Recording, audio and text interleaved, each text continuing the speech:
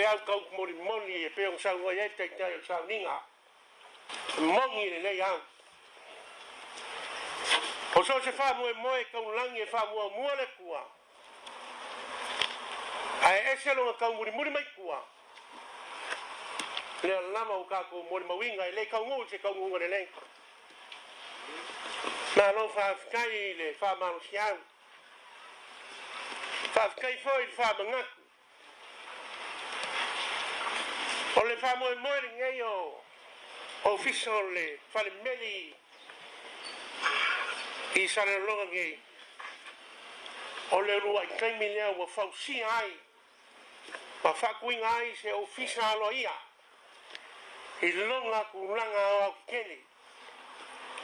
Pe lava foi o nga malia inisio ma fonga o le me silio nga le leisa mai i uponu sili foi o nga le leisa la faingei palo ngai ngā ruenga o lo so solo le lei ma fuanga aru alu mamao ni kako malo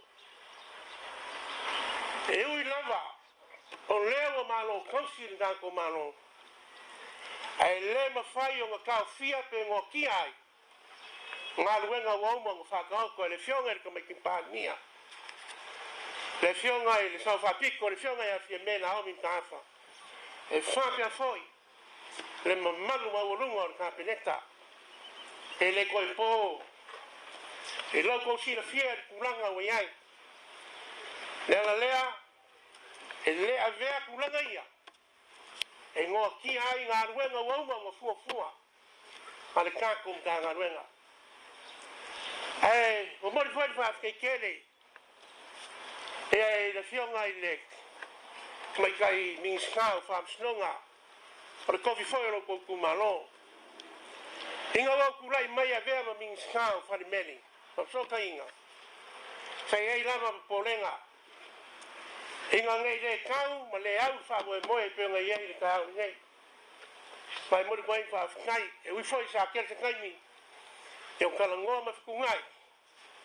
E o leo kau wha moe. Rāt kai foi la ufionga ile. Sui fai pule la ufionga mtamua. Ia ongo le ngā lulue. E mese lama o kau mo fai o aki ngai. E le mo sko nua. E le mo sa fioanga. Ai moe le moku kere sana fai ma Samoa wao. Le tō whai a mau si osi pue mai. O le minstau le malo tau si le mtanga aruenga o fiso ta inga. Ma wha mtalanga wha te kono losi. Wawano nei le tofinga o le ofisa siri po le whaatun siri au. O le mtanga aluenga o le soifua maloloina. Ina ua wha mawai ai le sunga ai ono Dr. Elige Keroma. Sa umia lea tofinga. Ono leo sa unia tau vai le palo ta tele. Mo le no fo le tu maloa ana lofi numele lua. Le ana tu lai mai ai le sunga ya ai ono tile ngafa. O lo te sa uni fo ia tau vai le fua. Ale vaenga wha upufai e pui pui a ia te tau tangata. O ai ono Dr. Elige Keroma o le atau vai le fua, a le vaenga wha upufai o le wha tua i le atua Samoa o tasi. Wha pele isi sui tau vā o le lava pati wha upufai, o le fionga lea ia ape le urumboenga sofara, o se tamali o lona tua a tama le fionga nonu malo le urumboenga sofara. Sa avea masui fai pule o le pāle mene, ia maa se tasi sa avea mafufonga fitalai. O mai o na mori ia sui wha orioli, mo le tofi fai pule o a analo filua, i le wha tua i le atua Samoa ua tasi. Wa whai lo fo i le vanga wha o bufai, le mamori atua i o se sui tau vāta mai tai, mo le tofi wha o lioni o le tu malo o whale atalua, o le fionga mua au wha lele Mary wha fo wina ta eu. O le tu malo lea sa tu lai mai ai le tofi fai pule, le to wha lea tinu u wain so i alo, o stasio min sta le malo tausi, ma o le atau vai le fua le pati wha o bufai, o le Samoa ua poto po le Samoa Uniting Party. Wa whainola u tele o wala o sota inga tele vavave le social media, nisi o sui whaatutu o le palo ta tele ia au kuso, e au fiei se tamali i sanga lue le malo i le tele o tausanga, ma veai mo ofisa sili, o le mtanga luenga o tupe le malo i tausanga, o le tō whalea i ala vea tupa i matuna i ulai fiso la vea ro ia. O lo whaalau i lolo na vea masui tau vātu to tasi, mōre no fōre tu malo wha palota, o nganga i whamaunga tasi, lea sa tu la iere tō whawhai malo toa kikas tawa sa kau. Se isi tamali o lo sauni e tau vatu to tasi, o le sunga ia motu o pua a seve Henry, a Feleti Perk Papali, o se whaipi sinisi ai o se mataitausi a inga. O le ato wā o ia le nufori tu malo wha palota, o vaisinga no lua, lea sa tu lai mai eile a fionga valasi, lua pito whanua to ngā banga tā fito sele sele, o stasio ministar kapeneto le malo tausi, o le ato wā i le fua, a le pati wha upu whai o le Samoa ua poto. E fast food walu tu sanga le matua o wha tamo e tanu wasa e au maurei me le pone e Australia.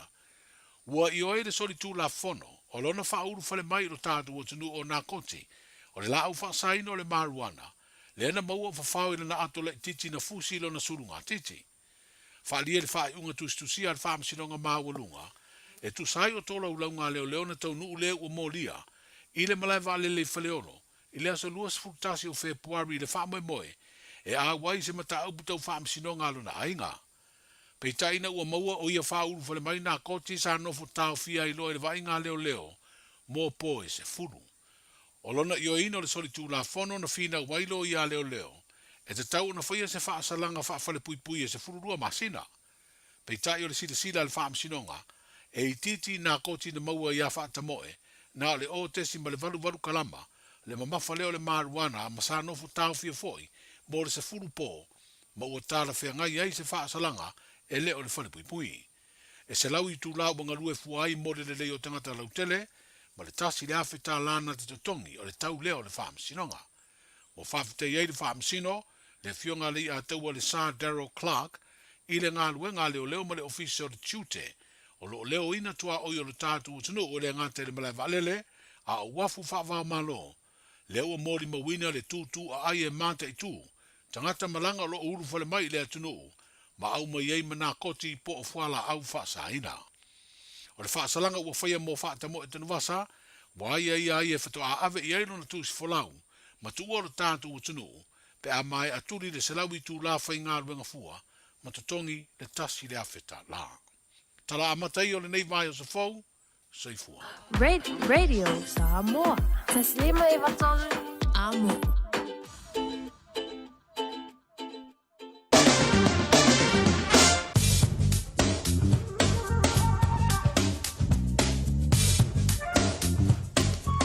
E ole na ua mawhai o na whaafonga le tātou tenu i le toi whaasala la wina o tātou tala mai Samoa i le nefu vanga le fiafi.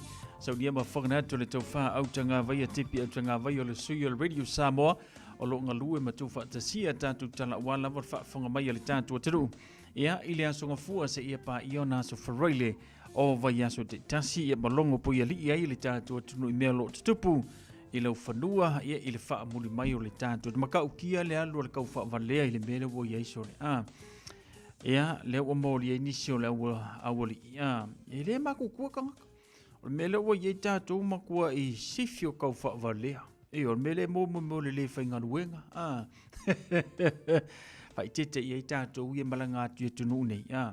New Zealand, Australia, Amerika. Vai tete i tātou i kamanga, ke whai aku a pe pelo e kamanga re pua a e pele le pua.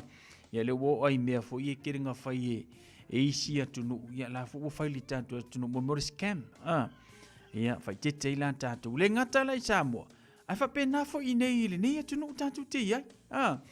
Le ialau sa ve u lau kirfongi ke ialo vai aku lau whai mele si e, la wa mangu malo se 4 milionga ka la e mo mielo walu e pele 4 ma le 4. A e moange ia o mai leina le fili ma le au a fia feola. Le fai e mai leia toia tātou tupe. Mai sea o tonga e ke le kupe account. E pe ia le selo ia le accounting ai fai ngā kama ia pe afa pe maua sina taimi. E tilo ila wali ia mawhai ai kia le anganga. E tele o na a whai naina ia tātou tangata mātutua. A ielo wha moe ia o le a wha pena o na e matala. O oe le nai te wha fonga mai. Matala le liwa. Langa lesi kwa kuso le e alua e ke ia fo ia le se e ngō fia i mea ia. Ia ma ma fau ia ma le anga ko ia malo uru malo ma fau. Ngai wale ngai alu kokongi se 5 selau peti pasi se 5 selau. Ina ua e vai atu. E fai se te le te role tupe te maua ina. Pe ingar kupe le ala ititi a ale loa. Anga umanga e pe ko kupenga ia ko faso I fua so mai. Mela na matala I tātou I lau account ia malau telefoni ia matulanga pe ona yeile nei fuwanga le fiafi ia male soifuanga ua tātou yeile kele o le au kau whaavalea le ua whiola ngima soifua I le lalolangi. Tātou tala na mai Samoa nei vanga le fiafi tu e mou sesio na avanoa tātou tala le tau le valu I le tau a tau pe tātou aulia I le ola mare malosi mai le tua tala le tau. Fatalo utala neo le tau mole so mole aso atai au mo au kilani nei. Wigo le tau mole so e au o le nei aso e iai nei timu to ulu mai ono mamafa mai timunga I le awa uli. E angi mai savili mai matu fasolo ina angi malie mai sifo I le nei aso. Vevela fa mawina mole so e luas fulua tikeri ma le malulu e se fulu fa tikeri. O le angoto ifo le lai le afiafiana nei I le ono minute te ai le tu lai ono. Mole aso atai au o le ale lei mai wingo le tau se ivanga na ai na iau e ufitia le langi I le taiao. E angi mai savili mai sifo fa asolo inangi mai saute. Vevela fa mawina mo le aso a taiao e luas fulu tikeri ma le malu luas fulu tasi tikeri. O le asoa e le lai le toe luas fulu minute I le tu lai fitu, ma o le angoto ifo I le fa minute te ai le tu lai ono I le afiafia taiao. Lau tala nau le tau mo le soma le aso a taiao. O le tala na o le tau mo tātou le amatanga o le neiva yaso faisima ingi o le maru o tātou le aso toa na I sau le aso sa whapena fo le aso. Ia e o mai fo ila le nei le fiafi faisima lulu. Ia lona winga e tāua tele ia le faitete o tātou a misi lama fo ia tātou o lo ala usu le tai au poe ngā lulue. Taimina pito isili o na maa lose le marulu. Ia whapena fo ina ia tātou mātua. Ia tautua nā maa oe nei tamama nei tina mātutu o lo whapena ona e tausia. Ia ai maisi ai avela u wha mua I le wha maa whanawhanaina. Ia o lava ia o si whanau pe a whape sauni mo le a onga ia pole ala se mea nga iei. Ia ma kausisi per tātou soi fua manolo ina. Mai teimi nei o le maruru e makua e le fialu wa ele fo mai. Ia le winga la tala fo ile ai alu va ele fo mai e ke alu le aso atoa. Ewe e ke ngofo ile fale mai le aso atoa. Ia ma misi e koi marikele o fe au ma por kala mi fa nga solo. E pe ona fa atanuina ia pe a mau o le fulu e alu fo mai talala na le tau marngati falo le tanto tenuia le ngata fo ilia o le tano tau mo tanto le so nei ia fa pena fo mle so ata hau reporti mai ofisa va ai tau ia kilani fa nga solo ia fufuanga o le nei fo ia va ia so.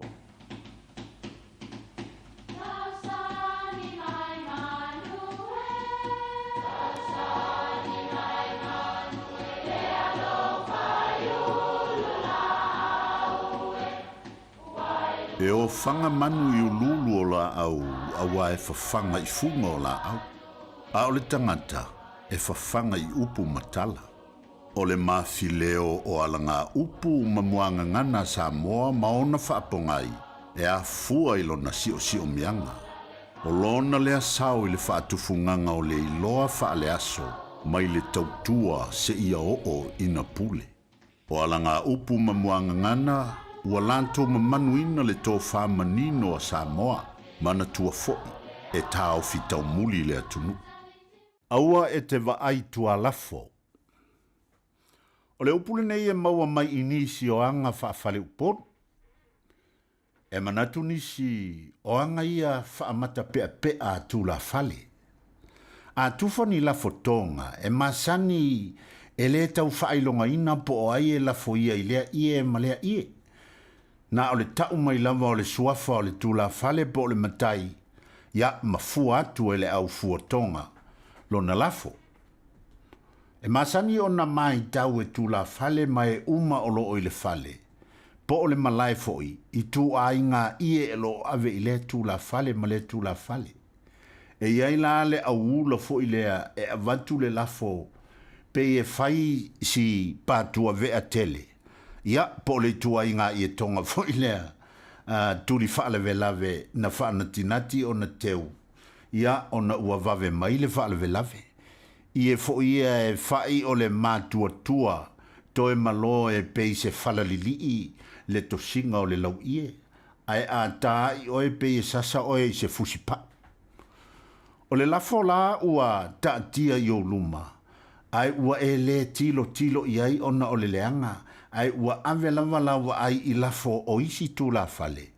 Ma tupua ne ai se langona. ai sea ua alu ai tonga lele i isi ai saule ia leanga i antea. Mana tua foi o le tonga lava o le tonga. E le whaiumu le isi tonga i le isi i e tonga. E iei la le o sovale masani o na tupua e. Ana toe fi nau ai lea e avane se isi tonga feololo. O inae mauai le whautuanga lea. O le vaai tua lafo o lona winga o le mana o e sui pe toe au mai se isi lafo o na le malie lona loto i le ia na avane. O na tali lole i ai o le whautuanga le nei sena aua e te vaai tua lafo. O lona winga o le tonga lava ua lafo i ai o e mua talia. Aua le mana o tele, aua o le winga le na e taua e Samoa o le matapepea. Tautua nā ma o tau le whanau i o tau fia ma whaafitai i le manu e tasi ua e maua i o lima. Ai aua e te toe tangi sā i manu e tele o i le vau matua o le mea le na e ta ua o le vaai tua lafo e leo se tū le leile ai tū. Ia, pe wha pe fo. Ia, tautua nā malu tantu whale upolu ali. Tau mamau ma lea winga le lei a li mai i au tau o le vaai tua lafo. Se so ia tau te tangi sā ma mata pea i mea tele. Manuia lau whasonga Samoa. Talofa, we're the Katinas, and you're listening to Radio Samoa on 1593 AM. Wa ye nei la lao le Bluebird Lumber and Hardware i Mangile. A wa wha taumolo ainga i Samoa. E mawhai ona whai umai oka o loa whauwhale. Pusa aisa o ngā umu TV moenga. Se tino forma le telo o loa ese. O wha tau umai mawhai ona tatongi le tātou ofisa i Mangile. Ai piki i whale o loa o le Bluebird i a pia vai tele po sa le longa. Walau loa le olua tasi 5 fafa. Olua tasi 5 fafa. Pe i meli le info@tlmarketing.co .nz Moni si whamtalanga. O le Casa Beds and Appliances, o le tali o manaonga, i o loa e whaatotonga ilo mauta, ini tau le lei, toi anangata, e mawai moenga ngā o si tutona New Zealand, whaapea se tino fōa le potumalo lo, laulau ai manafoa, TV, la au pese, usa aisa, masini tā lava, telefoni fe aveai, maisi. A whiu ane loa i le whawhituwha Great North Road o tau, po le tolo fituiva Great North Road i Henderson. Le Casa Beds and Appliances, telefoni o valu se lau, lua 5 o valu se lau, lua 5 24 hours a day, 7 days a week. Radio Samoa streaming live on www.radiosamoa.co.nz. Look around!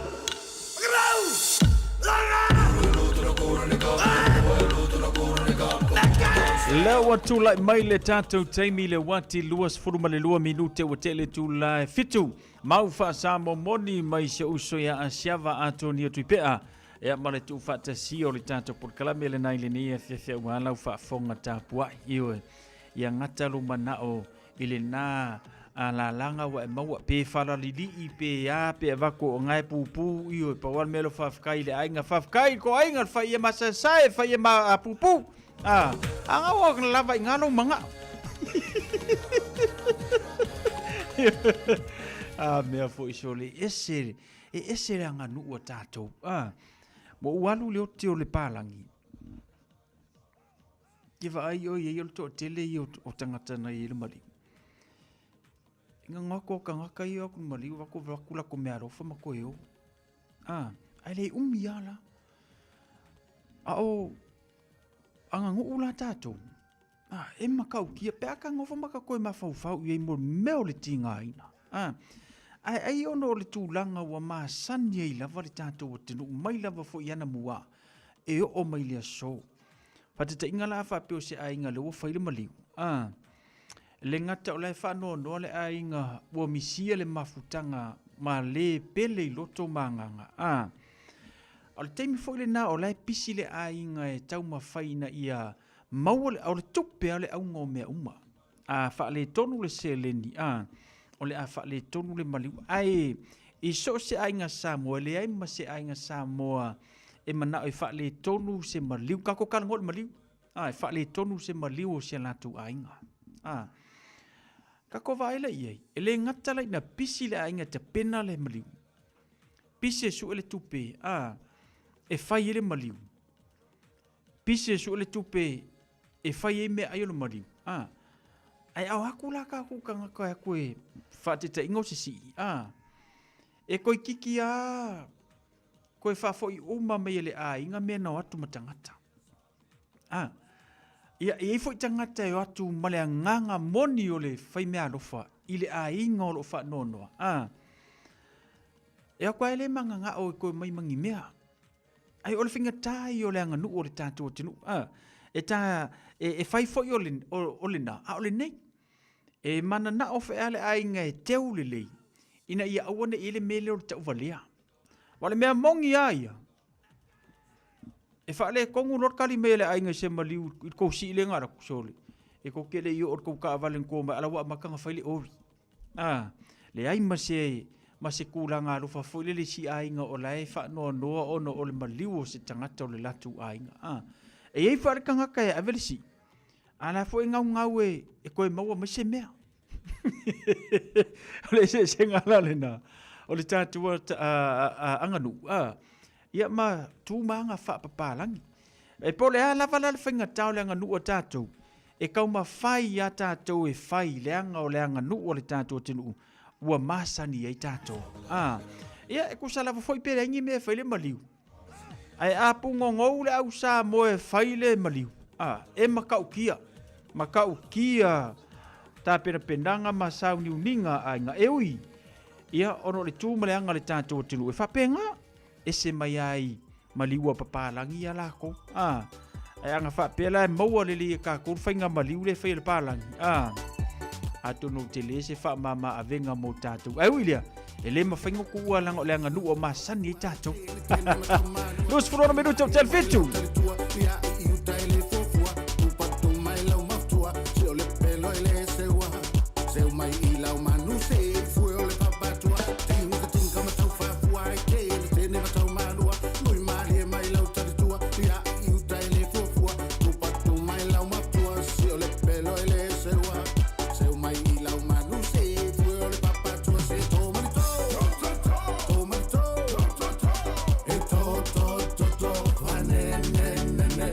Fa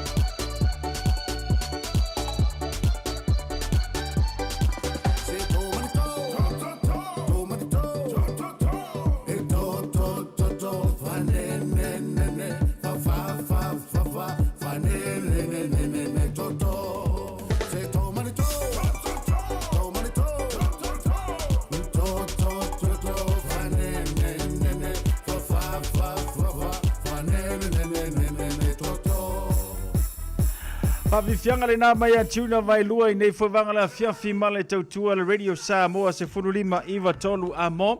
Ina wa lua se furu iwa minute wa te ailitu la fitu nai sekone ia ona tatala lole o laina mo le whamanianga le sfanau la soifua pe awa peo le solo wa soifua ia na wala amali e tau pe a afalitu la fitu. Se yo whawhiloa ine e tātou womane e tātou pa angalo mafuta maile ni a fiafi whaantalo whatu ia ati velo waa. Le mafuta maile ni a fiafi soifua manuia ati sina leo mai lunga le tātou YouTube channel whaantalo whatu sina leo whaaftaili whaata si mai. Lalo vi mama tia lalo vi mama tia whaantalo whatu malolo soifua manuia. Lalo vi mama wha nasa manuia fi au mangaruengo le ne yaso. Ya uso ya alapati tonga ngae afualo sa talo whatu brother malolo soifua manuia. Se uso ya Jeff Mulitalo o kasi umingalo Jeff wa mekao. Alo fatu brana fa tel fata simaile nei ya fiafi. Se uso ya Aaron Sila le mau malitanto proclame lunga le tanto YouTube channel. Ya so fo manuia Aaron fa mo nasa manuia nei ya so fi amngaluenga. Sinapi fa ui fa talo fatu sinapi le ngata fo ilea. Lave ya umi so fo manuia fa talo fatu. Noel Fati so fo manuia Noel Fati fa taili fata si mai ya le ngata fo le se uso ya le va polo yelu unga po ya malekami fo yo le ta vale afi se uso le dia fiafi ya le lo fo ipo momoli sanga pase se pakulanga la ka me fifia ri pakulanga iyo langa ba mau kila kuma I mau rasko e manga ya o pakulanga li e fa sima mau la kiki Atalo fatu se uso ya Roberti Samuel se fo maria uso o meka ua alo fatu mo e mala inga fa tel fata si mai tu pai matuna fatu ali se fo maria fa tel fata si mai Cecilia tunga mala a mai le weekend Cilia ya mo nasa maria ya ma e fia le fa unga neva yaso so uso ya Jason and Frank ma alona Crichton fa talo fatu ma lo se fo maria Pele fa lili lunga le tanto YouTube channel fa tano fantu pele Rita tongi tama Vinci Leonard tano fai ia lo fantu malolo so fu maria fa tele fa simai Ram le moa fa tano fatu Ram fa tano fatu le neva ngole fiafi ia le ngata fo lea se uso ya Omi Moana Bonanski le mafuta mai Brisbane ya usetalia so fu maria Hala Jamie hala so fu maria hala fa tele fa simai ya le ngata fo le Hope aleni lunga le tanto YouTube channel fa tano fantu Hope ma lolo so fu maria fa tele fa simai le ne fu vanga le fiafi fa tano fatu fo ya Waisene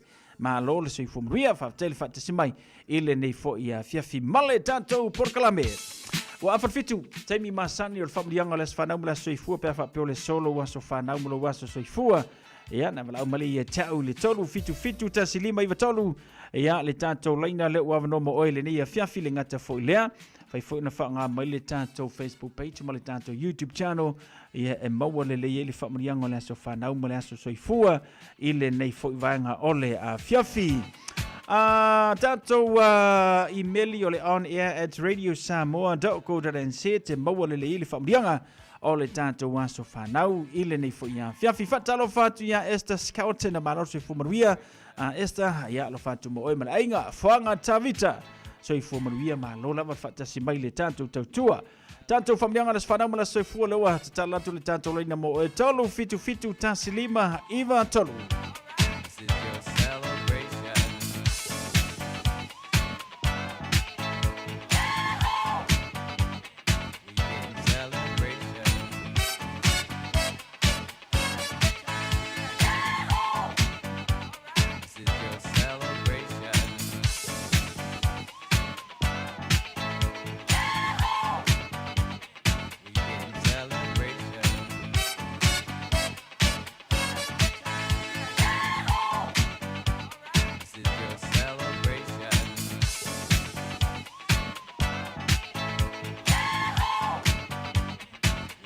Lelai ole familianga la so fanau lo tanu mai mo sani tuia ya via le lo familianga le leo le tua o fa penana u lia mai ole tali le atuanga lo waso soifua ile so talo ile tua ina i fa penao na to fa wa ima fa popo nisi tausanga mo sani ya et au nai pea ya ma ve ai o se tama le lei ya ave fu o se me finga wenga le tua mo le lumanai talo i le atua ia maua pe o le atali ia le malosi o le tino le ngata fo i leo le mafaufau e whaauaua i pea o onga a meiso le tāleni pe ona fo i le atua whaafifianga i mea tau siva ioe ia mata alonga pe ona e fifi ai alo whaanga ma whaamonianga ma i o matua ia Sam Matuia ma Victoria Tuia ia ona i o uso ia Shemen ma Estee ia o nana ia tātu ainga atoa umalava ia pe ona ulia mai malmanuia lo waso soifua i le so i ola i o koe a ai e kuli mai anko e whaingaruenga mawai ila ko wola le anga le mea ngai manuia tele la soifua ma la so whanau sani ia tano le atua ia maua pea nisi yaso se tele mo oe ia e te ola ma e o unai le atua se sia ke kule tanto i meli pe se sia tanto waso whanau po se tanto waso soifua i le nei a fiafi ia ona luatu foi le alo mo pe lo vano le tanto leina o le familianga le so whanau ia pe ona i le nei a fiafi la so ngafua aso sfulu malona yuni lua o lua lima o tanto au dia mai i le lofa maleanga le lei mai le atua ia le lei masalo na paula na o so whanau le wa ia i le nei a fiafi ia mai le tanto por kalame male tautua le radio Samoa se fulu lima iwa tolu amo male tanto tautua e ala lei au lanto uma lava foi le wau le mai to aso whanau maso soifua ia talo le tua e maua pe o tau le ola male malosi male ola maloloina ia e whapenao na au nei pe le tua ia le ngata foi le o tau ngā ruenga awa onga ia ma wala uina pe o nei iai mal pulenga mala whangaruenga radio Samoa se fulima i vitau la amo manuia tele o tau aso whanau maso soifua ile aso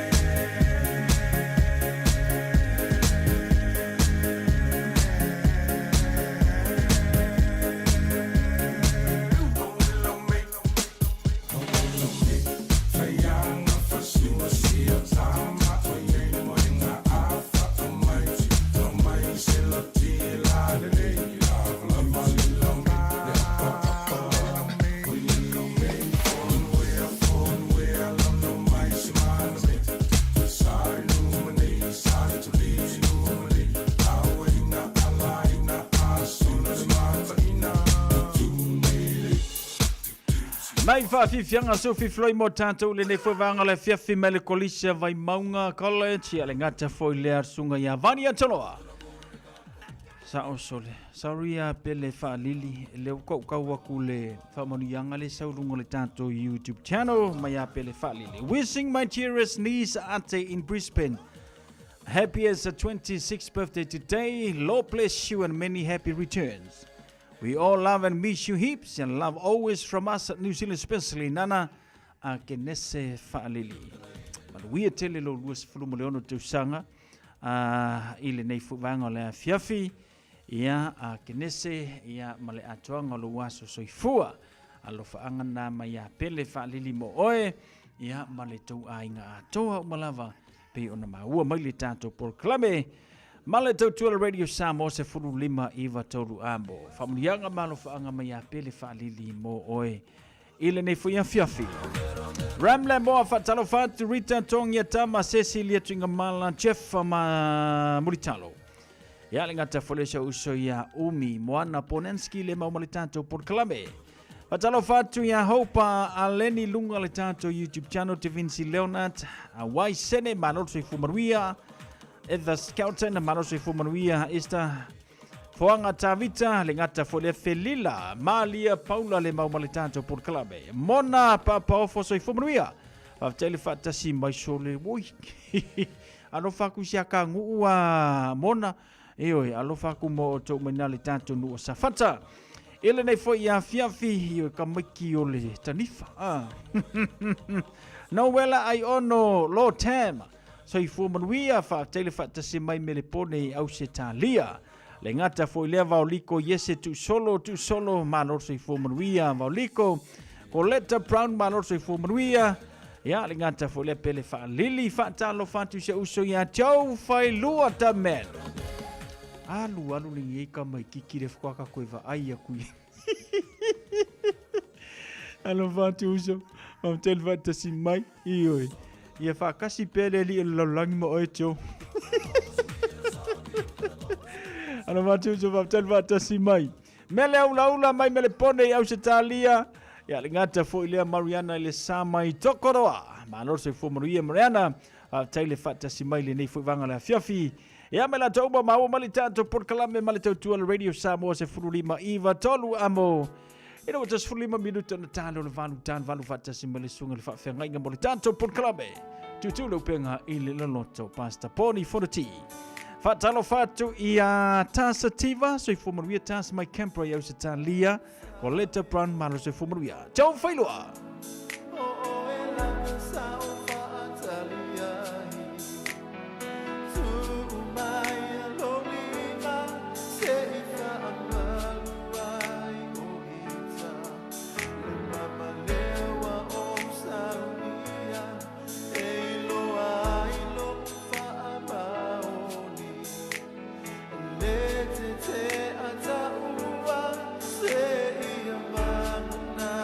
Leo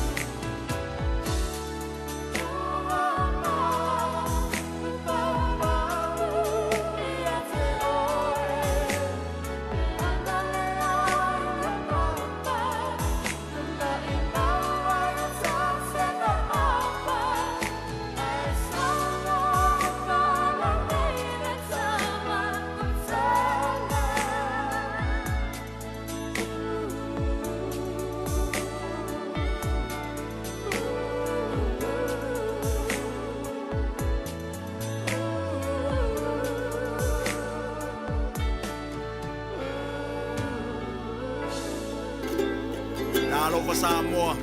Wa ule nei o kas futialu, a wale suia lingila o le kio. A eva mai ina se furu lima iwa kolu, a mo, Radio Samoa, vevela a.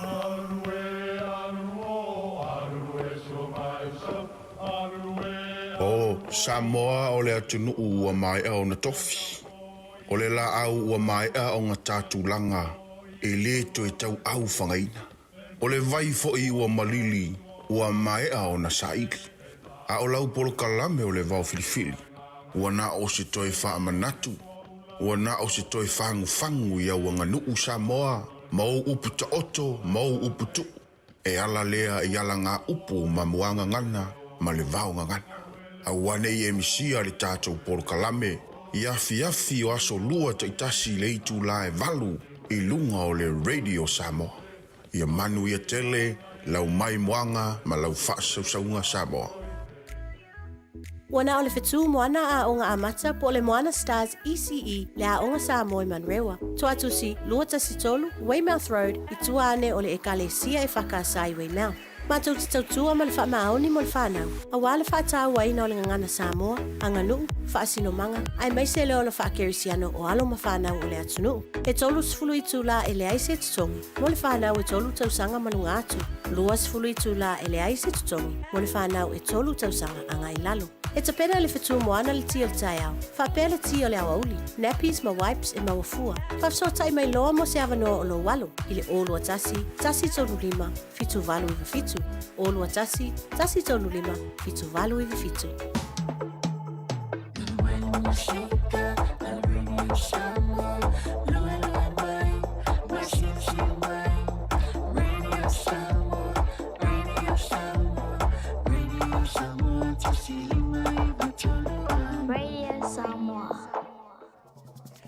Malu minuta na tana o le tūlai valu na i tātou whaasilasilanga whala o tele leo tanu mai e tau le nei a whiawhia o na tāwhoi le valu le tātou porkalame marisunga le whawhengainga pasta poni whanati ia ma le tutu le upenga i le loloto.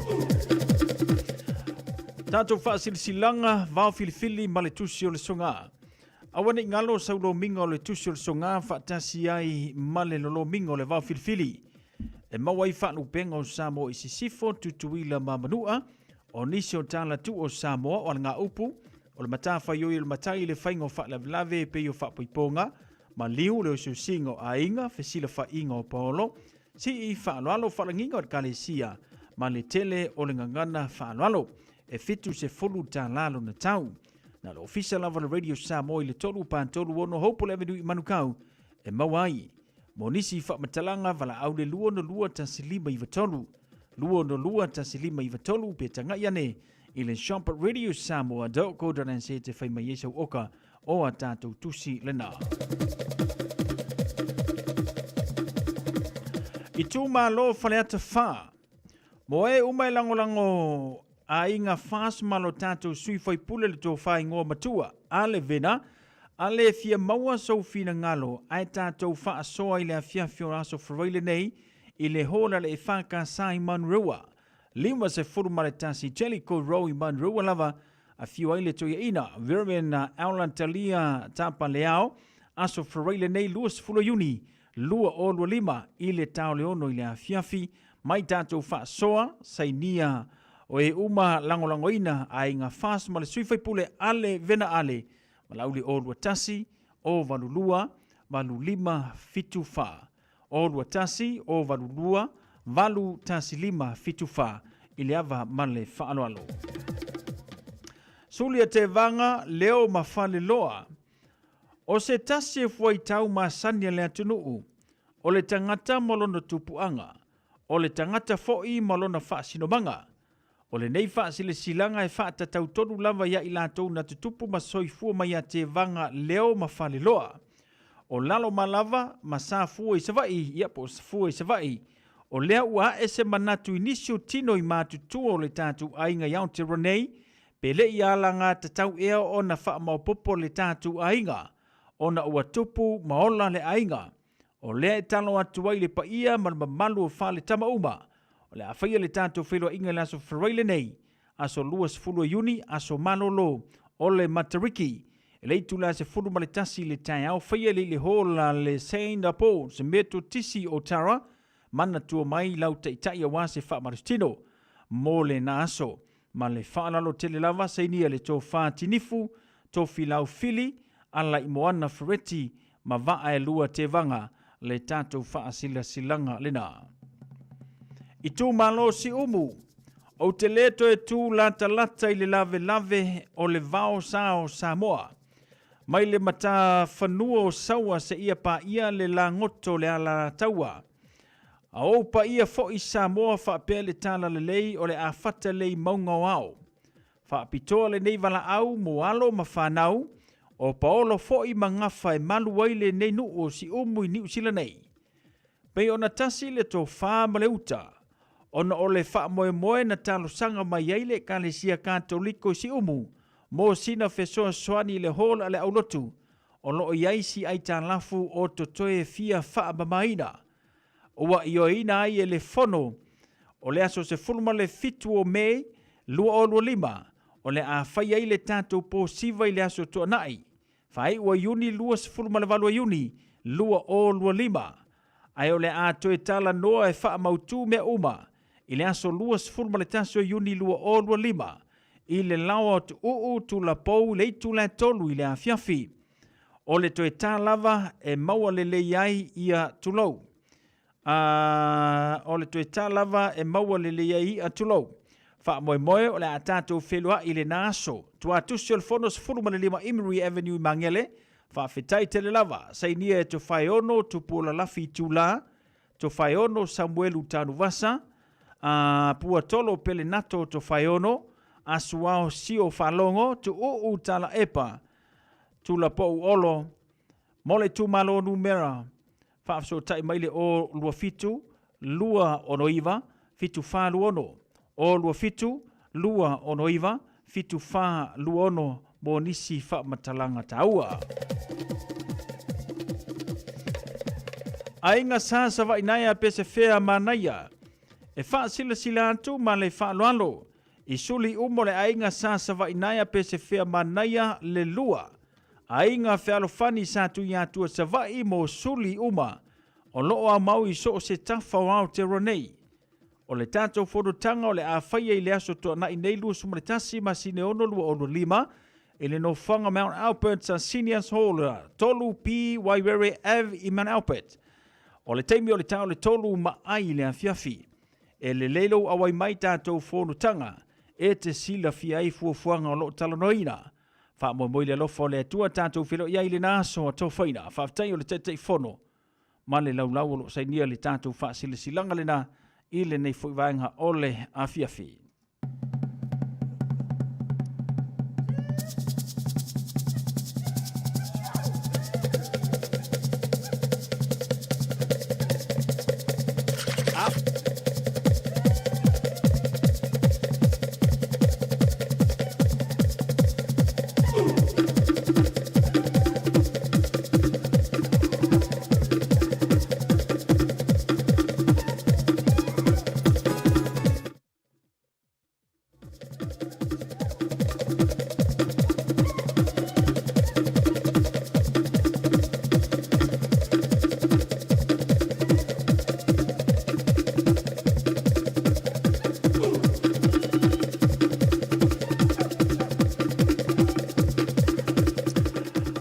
Le watu la maritatu temi le wanti le nefovanga la fiafi tasi minute na tale o le valu. Fatalo fatu ya Coletta Brown le ngata fo iliasa sali tu lima.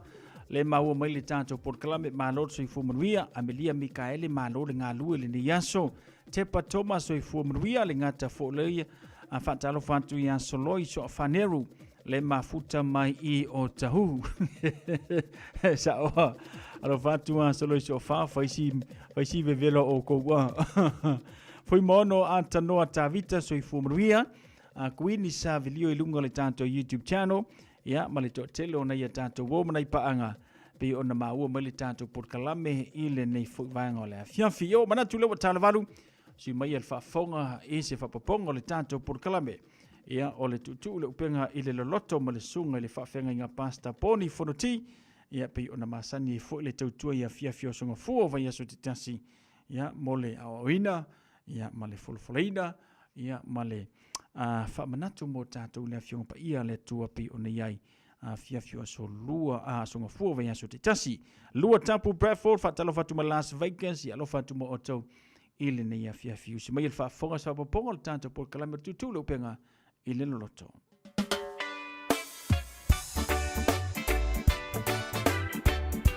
Slava fasu me fitu ina pati o to lima o to uma watu le inga ile tua so we are ina pati o to lima o to onu uma lava malevi inga ia alla langa tuia ile tua le tama alanga valeo olisa oloto sana alanga valeo olifia hallelujah let us put our hands together and clap for the Lord. Clap, clap, let the praises go up now from the house of God. Hands up, all you people who believe in Him. Give our hands for the Lord. Shout to the Lord, sing Jesus, hallelujah.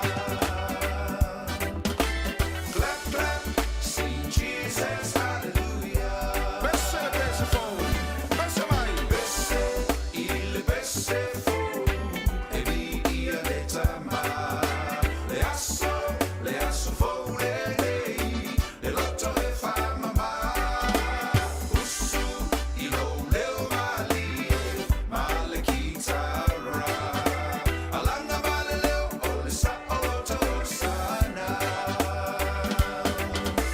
alanga male leo, ole fia hallelujah. Let us sing a song together, sing praising the Lord. Sing along, let the praises go up now from the house of God. Let's say it's a new day today, celebrating the Lord. Shout to the Lord, sing Jesus, hallelujah. Clap, clap, sing Jesus, hallelujah.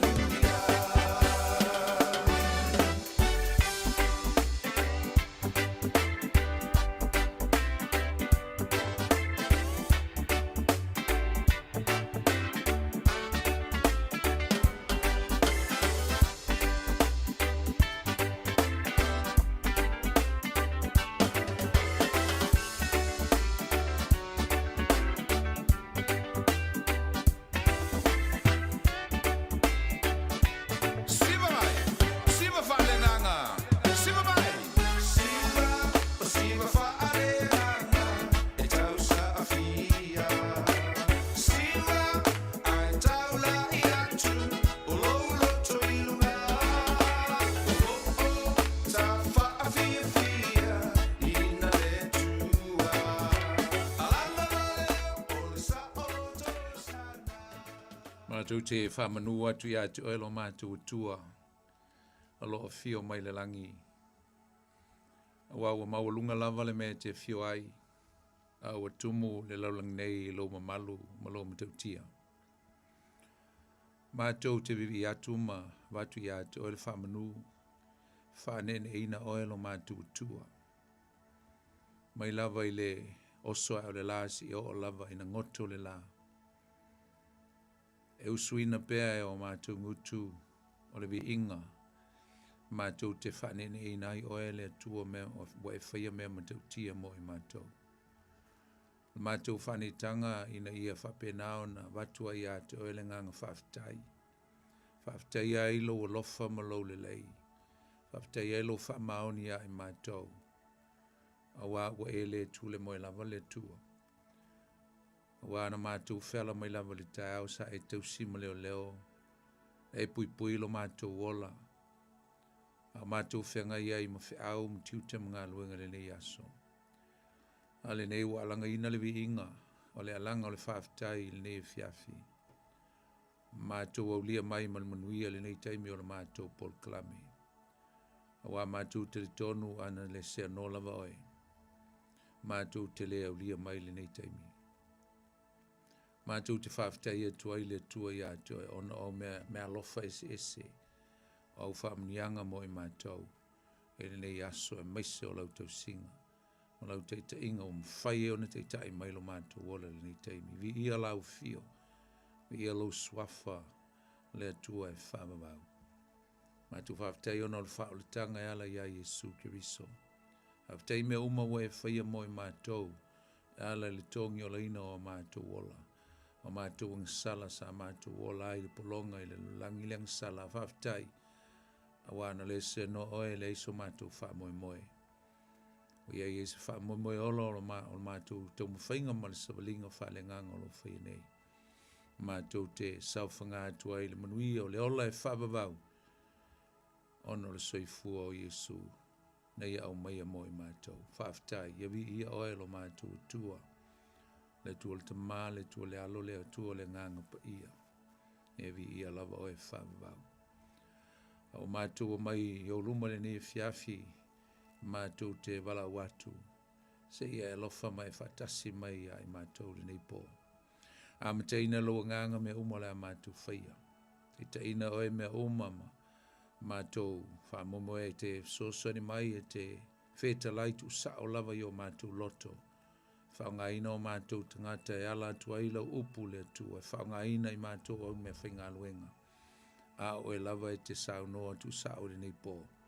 E te momoli atu lau upu i o lātou whina ngalo mo mātou loto. Vela upu s'whamnianga mo i mātou uma e maise o tangata Samoa.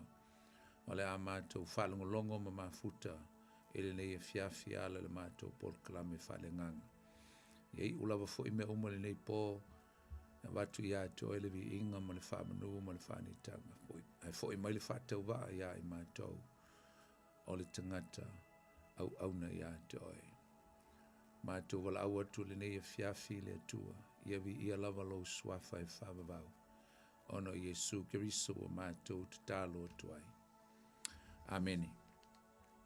Ia e whatalo whatu fo e le nei e fiafi. E le pa ia le silasi o si o tātou tunu. Pele Samoa. Ia mata mai lava fo i ona tumutumu se i o neiu.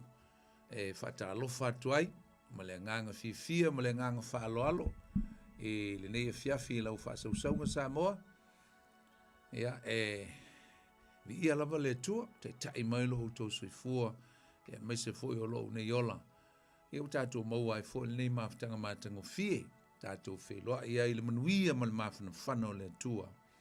Tātou pol klame whaale nganga nei. O le tutu leu penga i le loto e peona māsani e sung fonte tasi. O la auto au na fole nei poni fonati. O le tātou mafuta, ma tala noa i le fionga le tua. Whatalo whatu i au na le tua ma auto masiofo. So se tō vini, o inisio lau whainga luenga o mafuta ma le nei pō. Whatalo whatu ma le ngang whalo alo. E le swafa o Jesu lu tātou li. Ia mo le tuel wha malo. Le ngang whaftai o no le ngā luenga sa tātou whianga iai. Ia tātou tau wha malo le tasi, a wao le tātou ngā luenga. Ia, o le osi ngā taulanga lea, watu le whanau o le tua po lafu mā moe. Watu le taulanga o le vi inga, e mai se fo o le upo o le tua, mā lo le fola. Mā lo le ngā lulue mo le tua malo na whina ngalo. Ia, le fo tātou o mai la mtanga o le nei vai aso, tā lo sia te iatu lo tātou ola, lo tau soi fuam so mātou ola i maua tātou se vai aso manuia, mai se fo tā penanga mo le sia so sa o lo lumane nei, a mai se fo le asto nai. Ia e whatalo whatu i nai o tātou ta mamatina mātutua. Ia o tupu ma whailaunga ta mali o si o tātou tunu. Ia o le mamalu lau tele o si o tātou tunu. O lo mwhaiona whaafonga mai le ni fiafi whatalo whai atu tau. Ngata foi leo nisi o mafuta mai tono o mauta ngase. Whataotoli ai ono mai le tino whatalo whai atu tau. Talofa nisi o lo fa maua mal tātou pol klame tonu o whale pui i ngata fui lea pa talofa wha apitoa le fiafi nisi o whai ngā luenga le nei pō ma lo le ngā lulue ma lo le whai el whaiva ia whai fo e whaafonga mai tonu o whai ngā luenga lungo a wale tele o e ngā lue ai, e ngata fo lea mai tu tono mau te malawa po whea lava se mo e ngā lue ai, a whea fo i se atunu o lo e whaafonga mai ai, a o e ngā lue le nei taimi, whaata alofa atu. Ia te oe le suafo Iesu, lo tātou li, mo lo tātou whaola. Ia i fo i ngā luenga, ia fo i atu i ainga, ma le manuia, ia aivi, ia le tua, whaata alofa atu. E nisi o le pa ia ma le mamalo si o tātou atunu o lo au mau i so se, ma engon le ke lope tātou te nofo mau mo wai, tātou sa ili malo fo i ma fo i on tātou o i atunu ese pe o mātou nei fo i New Zealand, po whea lava se atunu o lo e ma futa mai ei whata alofa atu, ia te oile nei e fiafi le swafo Iesu, manuia lava le au mo wai na atunu, e me se fo sa ilinga manuia, wa selum na i o nai o tātou ainga ma whanau, ia le tua whata alofa, e le nei fiafi i nisi o lo asia si mai tutonu o si o mato ai tele nei au kilani wata alofa ia tau tau wa funi mafutanga ia o whale kale sia e mise foi o ainga ia o whale lavi foi o mafueona malanga mai e mise foi o nisi o malanga mai si o tātou tunu o Samoa a se singa mo whainga malolonga mise lava o whale lavi wata alofa ia tau tau e le nei fiafi ia tu e tali o tfoi manuia a inga manu ma tunu o lo no foi e lo fole tu fa manui atu ya tu to uma ata lo foi e le fiafi ya e so se tasi lava o se teimi mo le nei o lau fa fonga ma lau mai mo mai tatu por clame le nei o le tutu o le upenga le loto fa ta lo fa atu ya tu to le swafo Iesu ya we to lese ta ofia ina i lau telefoni po lau le tio le alava se awala o lo e mafuta mai ai ia mafuta mai pea se o na mai al tātou Paul Klame wa ole a maua se me au ngā e whaasilinga malosi whaalenganga mo lo soifua whaalenganga mai se o i tātou uma ole a mafuta e ala i le upo le tua le nei fiafi ia vi ia lava le tua pai fo o ta e o so aso whanau le aso soifua le aso le nei ia pata lo fatu ma fa manui atu lo aso soifua mai le tātou Paul Kalamel nei o le tutu o le upenga i le loto. Whata alofo sunga ia sau, ma ngā lua tfo le nei e fiafi au auna na u whaafonganga Samoa i e whaamunuia le tua ia sau ma le ainga. Ia le lei nei e fiafi. Ia, o le fiafi ala tātou sabali bali atu le fiongo pe ia le tua. So ni mai le ngango le tua e whaamara malama atu ia na lava fionga i lau whaafonga ma le tātou whaalongolongo. O le upu lava le tua e o lava i po te tasi tātou te mafutai e o ina le upu le tua. A e no na tui nātu lava i lunga o le laulau. E watu i lunga o le laulau e whai e lau filfilinga. Wa o le tātou Paul Klame tai pei lava ia o le kuka. O le kuka e no na kuka matu atu i lunga o le laulau ai. Ai susu mai la i lunga o le laulau e te tau mafa pe filfili sau tau mafutanga. Filfili e oe le mea e te sil fia e manongi matala fea ngai malau tau mafa whaale nganga. Tali ele sua, tali ele la walo, ave ma oe ma fai e fai ma whaamuni yanga molo soi fua whaale nganga. Aani mea e le tala fea ngai lau whaafonga po lau tau mafa. Ia, awale avea, awale whao ngaina, whaangalo, ia, pea fai e le tala fea ngai. Ma lou foi sil fia, ma lou malama lama. Ai talo sia, ia o ngā le upo le tua, mo i tātou. Ai mise lava o tau o lo o nau i le upo le tua. Mise lava o tau o lo whaile nei Paul Klame, o le tutu o le upenga i le loto. Ia, ma se mea fia i lo soifua ia song fua te tasi, e te wha tali mai, e wha pena o na ave ma oe se me taua, e ma whai o na o awina, mai le upo le tua. I whamanuia le tua ia te oe, e tusa o lo wha nau i le upo le tua. May the Lord and the Spirit of God bless you abundantly, accordingly to your willingness to hear and supper with the Word of God. whamanuia le tua ia te oe. So le la tātou fifia mo tātou tau sasami, we are going to feast i le upo le tua. Ia whamanuia le tua ia te oe le ni fiafi e ala i rana fionga pa ia. O lea tātou te whaataua ina i le fiafi le nei le tusi le nei a ngā luenga. Na mai se lava o lona amatanga. Amatana tau mai atu le mta upu mua. A le lava o tātou la atu le mta upu lona lua. Mai le lo foi po le ale mamao tātou te oi i le nei tusi tāua. O mai lava i le ngango le tua lana te ita inga e te ita iai tātou. Po fea e tātou te whangata mai ai. Ia tātou mei se sia tātou mata upu fau. E tāua tele i nei tusi o le tusi a ngā luenga, the Acts of the Apostles. Tāua tele i tu tonu o le tusi pa ia.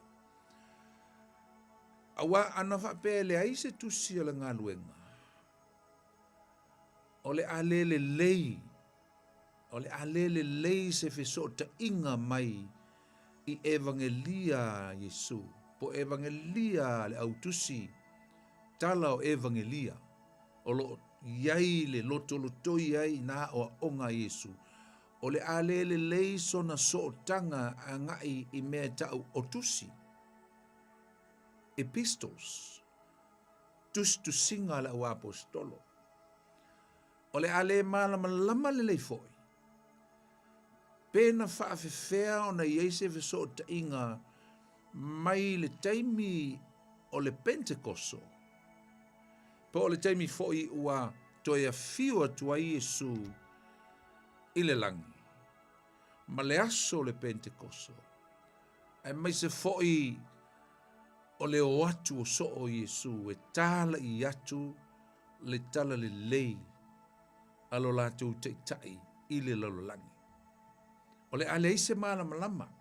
O le ale aise tātou malamalama au ili le tāua o vāia.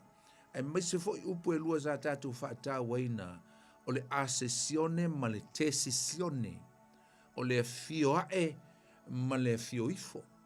O le fioae o Yesu le langi i le aso lona fase fulu talu mai lona toitu. Ma le a fioifo le nganga pa ia. I le lalolangi le nei e whaataunu i nai. Valo anga perfecta o le whenga tuai le perfecta o ioelu. O le tusi la le nei o ngā luenga o se tusi e tāua tele. Ai mā o loo whaatua tusi ina e le tusi tala o Luka. Te rifo o Luka e lua ana tusi tono le tusi pa ia. O le tusi o le evangelia na tusia momua. Ia ma le tusi le nei o ngā luenga. Ai tasi lava le tangata o loo whaatua tusi e tusi nei a Luka. O le tangata e ngo ia Teofilo. Teofilo. O se tangata e leni. E ei whamatalanga whape afa e leni. Ia afa ai kupito ai ei fo isona pito e Peru. E fua mai la i le upule a mataile i ngō le tangata o Teofilo. O le Theo. O Theo o le upule e ave i le upu atua. I le ngangana e Peru. Le sau e le upu theology. Theology. No inga o le a o onga faa le atua. E lua la upu lo i le upu le o le tangata le ingo i a Theo. A Teofilo. O le upu mua o le Theo. A le upu lona lua. O le Philos. Po le Philo. Philo, Teo, Philo. Ia po le upu fo i winga i le alofa wha leuso. O le Philos, po le Thren. I le ngangana e leni e leuso na lesion wha winga ina o le upu le Philo. O le wo, o le winga la. O le winga o le upu Teofilo. Lea e whaatuatusi e Luka lana evangelia Luka. Whaatuatusi fo ia e Luka lana tusi a ngā luenga. O lona wika la o le ngō teu filo, usum tua wa fini. O le wō le tua, the friend of God. Le wō le tua, friend of God. A o le tangata ne o teu filo. E eso na so tanga maluka i le la tutupua, i le la tupuanga. They are bringing i te tonu o eleni. O wau tātou malamlama le o luka o le tangata eleni. Paule o le fō mai, paule o le tangata eleni. Ia, sa wā tusi lana tusi i te tonu o le tusi pa ia. Wha malamlama ai mea na wa ai iai, mai se o ngā luenga wha misionare na whisosoani ai la apostolo Paulo. Au ia o le tangata na iai le la mafutanga ma le tangata le o thio o lana wō. O lana wō le tangata le, a o lea ua i e wha au ngāina e wha atua tusi iai lana tusi. A wā foi o lea ua i loa e luka i le teimi na ia na whao ngā ai ma wha ma ite le nganga pa i o le tua. E tusi nei e lua. A ua malama le leia luka i lana wōlea o le tangata e leni. A o lea ua iailo na tūlanga maua lunga ua siti seni Roma ua whao ngā ina e taita ia ni vai ngā au. Taito se lau. Vai ngā au wha military i to tonu o le malo Romos tangata wa high rank po le tangata ua maua lunga. A le wha ngā ina la e le tangata le nei o luka e wha ngā e whai e ilana wha tua tusi e ilana tusi.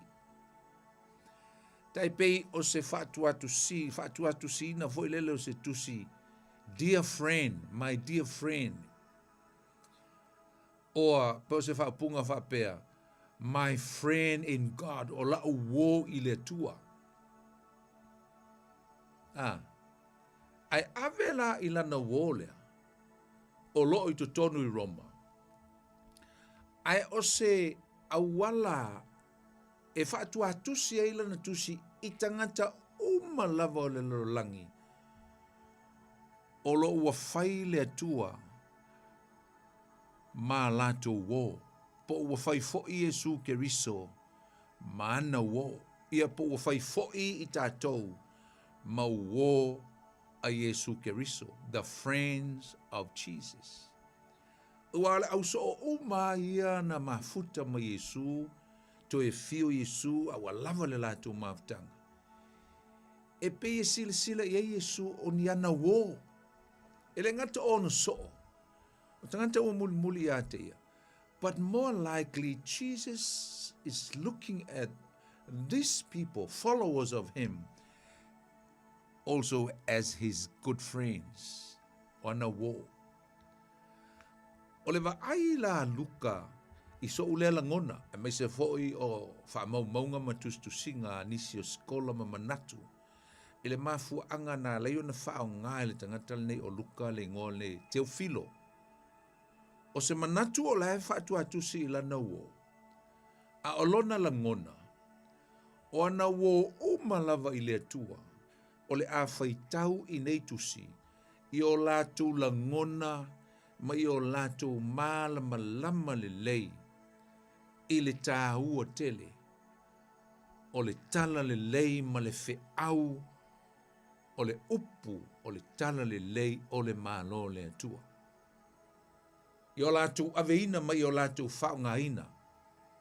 Le tala le lei, a whaitau le tangata i tusi na tusia, le tangata o luka, o le naunau o luka, i a wha malama lama atu le atua lea.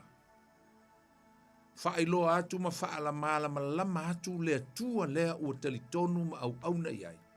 Ala ia Keriso Jesu le ua wha atu atua fo iai luka. So se tasi, so se tangata na te whaitauina nei tusi. Whoever is going to read the Gospel of Luke and also the Acts of the Apostles, then he must know the significance of the Gospel of the Lord Jesus Christ. I o lātou loa malama lama I le tāua tele. O le whiau o le tala le lei. Langa o le vātonu a le awa tu sia I e luka nei mea malava e winga. I mea I e wha mau tu tonu o le tusi le nei a ngā luenga. O mea e wha te tau I le fesuia inga lea, the transition. Fesuia inga mai lea mai I a Yesu a ngā I le nganga pa ia. Mai le nganga pa ia a ngai I soo po o wō Yesu le la o e tā lai atu lana tala le lei. It's all about the Holy Spirit and how the Holy Spirit will empower and edify the friends of Jesus, the 120 or even 500. Lima se lau tangata whai mai o lo tāua e Paulo I akaletia. Na wheso tai fo I a Yesu I na ua toi tū mai I le lima se lau. Ai se lau lus furu lea na. A lui fo I a le nganga pa ia. Ma tā pena I loa. Ina ia o e whai le fina ngalo le tua. Amen. E se la le tāua pe a tātou māla mala whapea. Hapea lau mau. Ai lingi kaka. Ai lingi kaka o teo filo. Ai sa wha mau tua ilo naingo. E ilo winga loloto. Friend of God ringa. Tātou uma o wō. Tātou wō ona o le tala lei. O tātou wō ma le tua ona o le tala lei. This is the only reason why we are friend in God. O le au kerisiano uma o le body. O le body. E wala o ina e paulo hape o le tino. O le tino keriso. The body of luinga. We are all friend. We are the family. We are one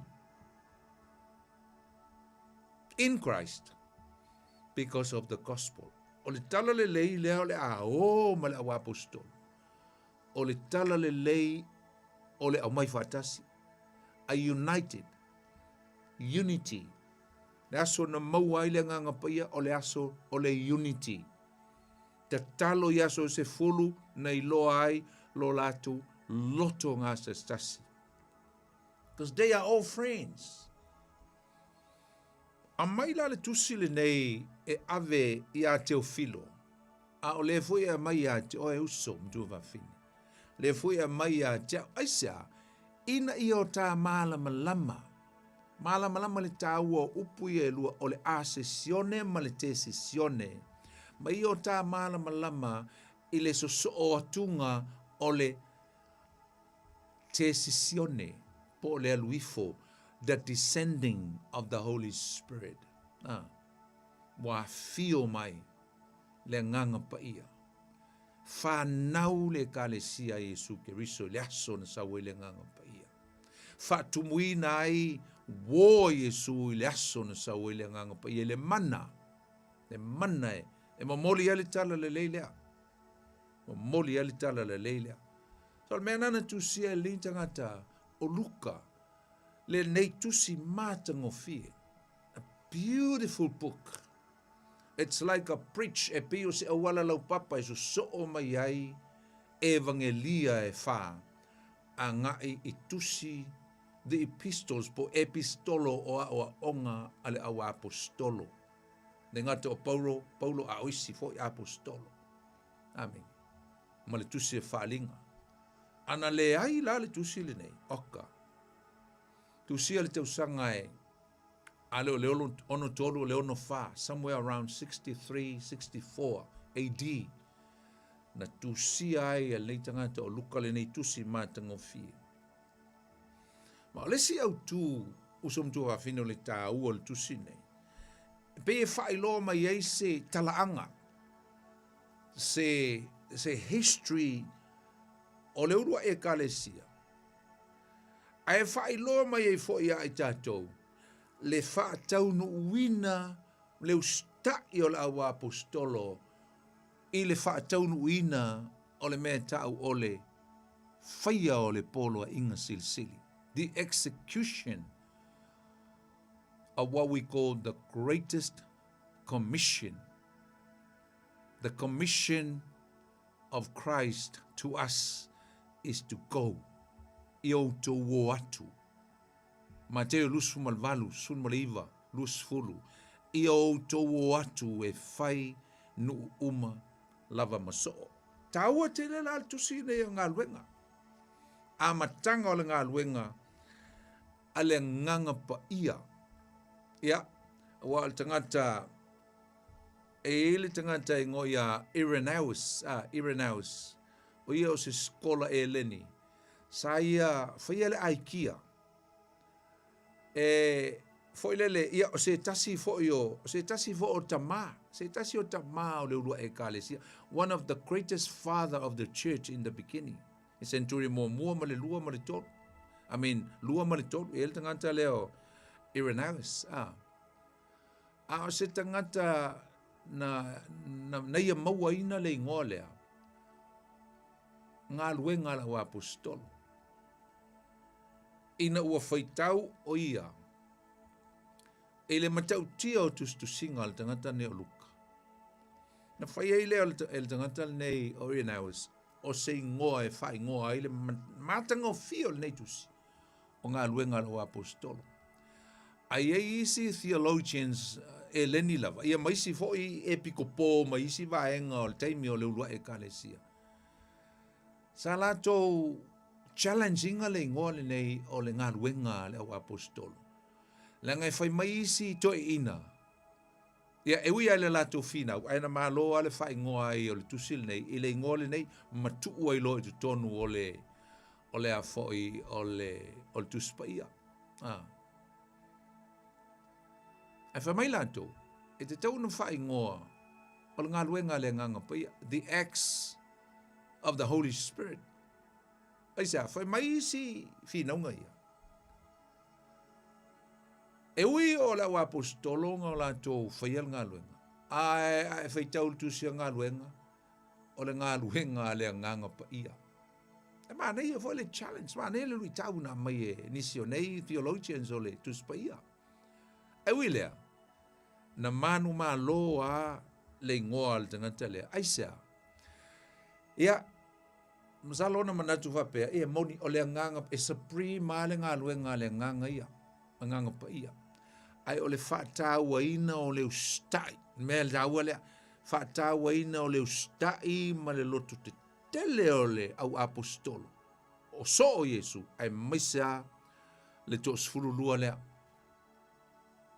Mo sui ai matatia wa ato o sfurulua, sui ai uta.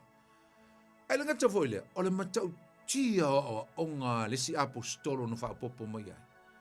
Le whai mai lava ia, o ia o le ui o apostolo. O le tama leo Paulo. Oka. O le whaataua ina lai tangata neo skolo le tuspa ia. O le tāhua o le ustai. Ma le tāhua o le totoa. Ma le tāhua o le courage, o le loto te tele o soo. Mai se ala o apostolo. Ia, se lau lus furu lau soo na ngā ioi mua mua. Ai sili ia, ngā luenga ar sfuru lua lea. Fa popo e ma Paulo. Ia fa popo iai, maisi na o lātou, fa popo iai, pe o pānapa, sila, to tele o tangata na lātou. Whaia le ngā luenga ti, whaingita. O le whaataua ina la. I believe the Holy Spirit doesn't really mind that. Whaingoa acknowledge ai ma. Whatāua ai le. Ngā luenga le tangata ustai. Oi. O so o Yesu. Whaingoa i role nei tusi. O ngā luenga le au apostolo. Ai te lo au zum tu whawhini. E la vea i fo i mata ua i le acknowledgement lea. Ngā luenga le au apostolo. Pe a whaia. Pe a whai tāteu stai fo i le commission lea. A whai fo i tāteu stai i le polo inga lea, po le whātonunga lea Yesu, i au tau o. Ma tātou tele i eile ngā luenga i Jerusalema, tātou tele i eile ngā luenga mo Iuteia, tātou tele i eile ngā luenga mo Samaria. A o lea tāte iai le vaenga lona whao le whātonunga Yesu, ngā luenga mo mua lon whai pue valu. i o tau o tala i atu amanta atu Yerusalema, Iuteia, Samaria, a umaloa o lo i laulangi. Lea laila vea i ta ua i le. Last gathering lea. O le whaatonunga o le commission e Yesu. O, kou. Lea tāte la vea ai, o le winga. O le ingoa o le ngā luenga la wa apostolo. E ui au la e tau la wa apostolo. Aia e fili ngā, vo i mo fili ngā e mo moli atu pea, ma una i atu le polo inga lea ma le tala le lei lea, o e tala i atu le tala lei. I le lalo langi pōngi sā.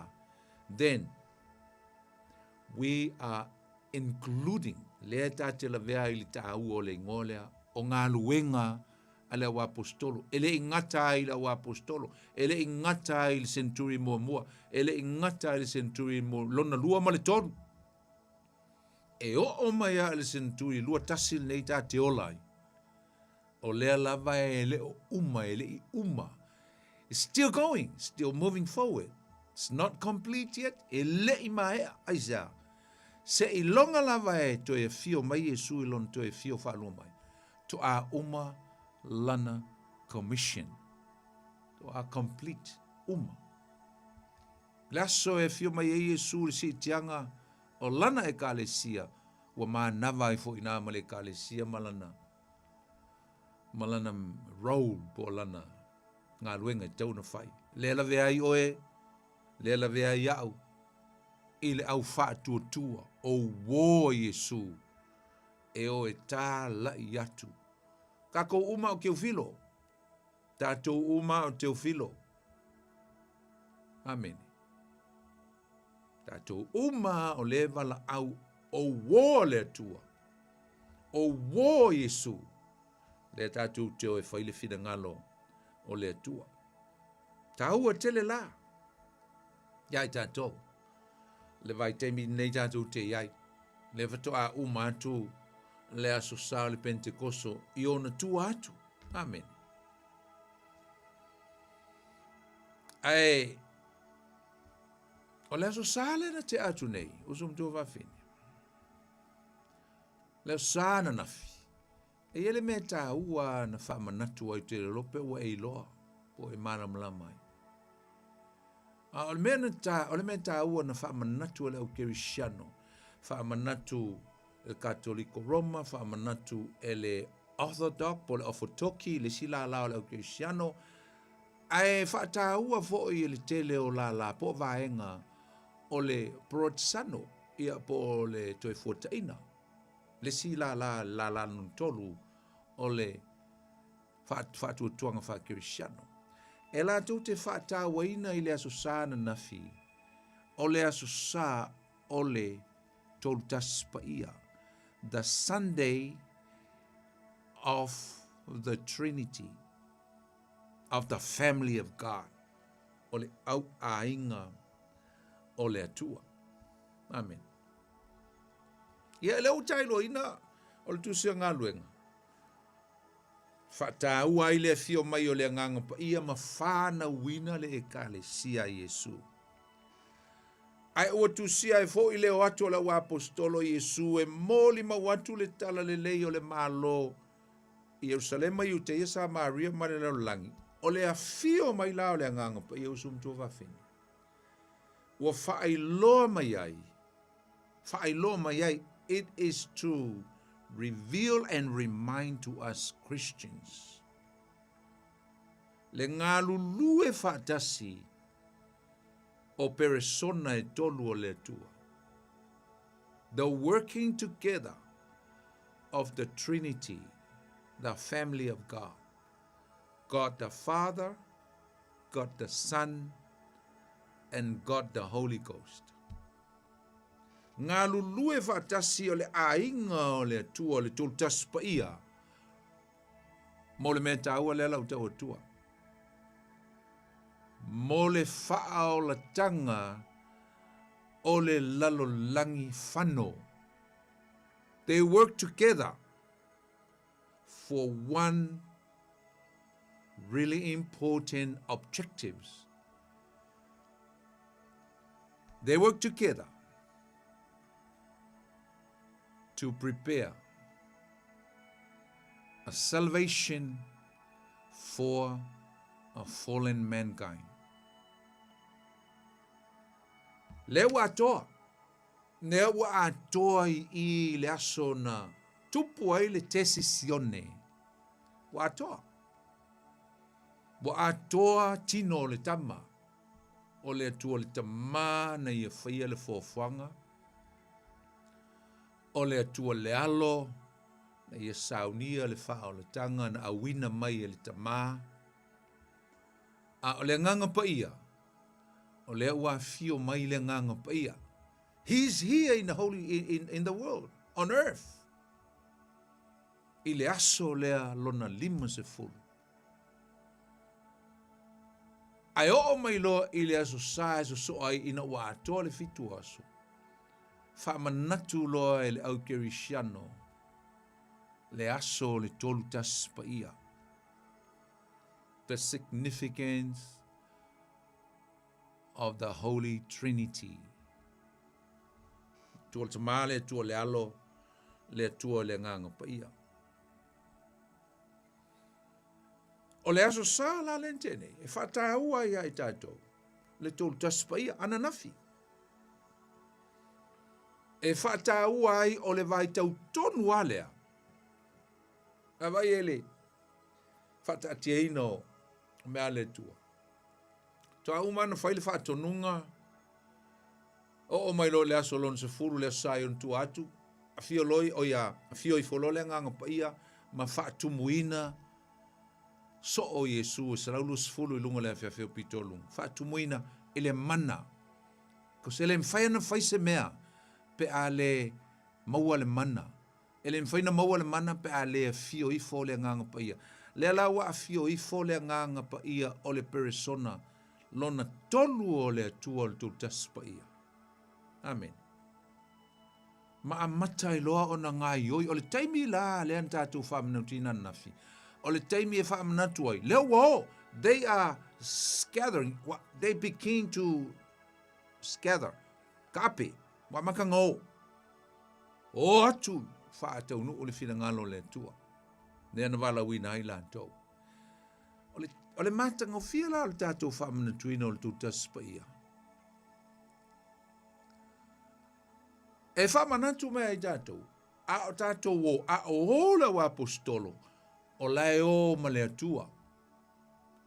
E le na o le atua le tama, e le na o le atua Yesu Kiriso le alo, e le na o le atua le nganga paia. They go together with the Trinity, the family of God. Lai o ma le atua. E tua whai mai Yesu, ele te mina mamoli ai le polo inga silsili. Wha mai I o tō papatiso atu, wha mai tāla I atu o tō wo, go. And proclaim my gospel. Baptize them in the name of the Father and the Son and the Holy Spirit. Pea ko wo, lela ko wo, so se mea ko kio iai, ngai ko kio mal tultas pa ia. Talia e tangata, le nganga pa ia, talia e tangata, Yesu Kiriso, papatiso, ai papatiso I la tau, I suafa maua lunga o le atua, e tolu ona persona ai tasi lava le atua, papatiso I le suafa, o le tama le alo, ma le nganga pa ia. Amen. Na. Praise the Lord. O le mata upu le nei e winga I le Trinity usum tu whawhine. E leo se mata upu whaingo fie. E leo se mata upu whaingo fie, le mata upu ngia le Trinity. It's very, very hard to understand.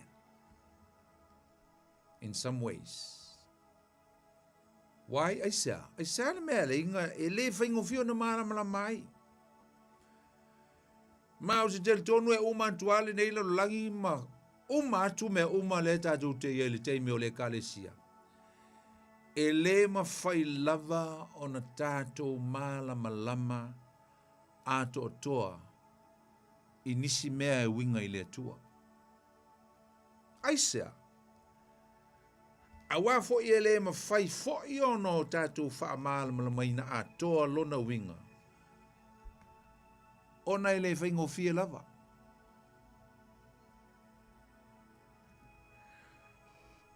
Nā o le atua e mālama lama i mea neia whaia. E whaing tāo na mālama lama ai tangata.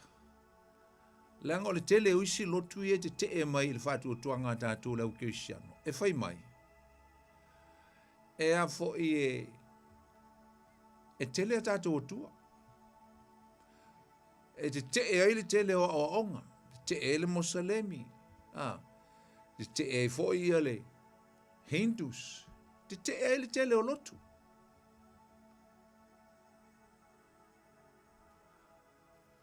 E le lotu sa o lotu ai au tele i au sa loke sianga momo. Wa le loku e le tele tonu i a Yesu.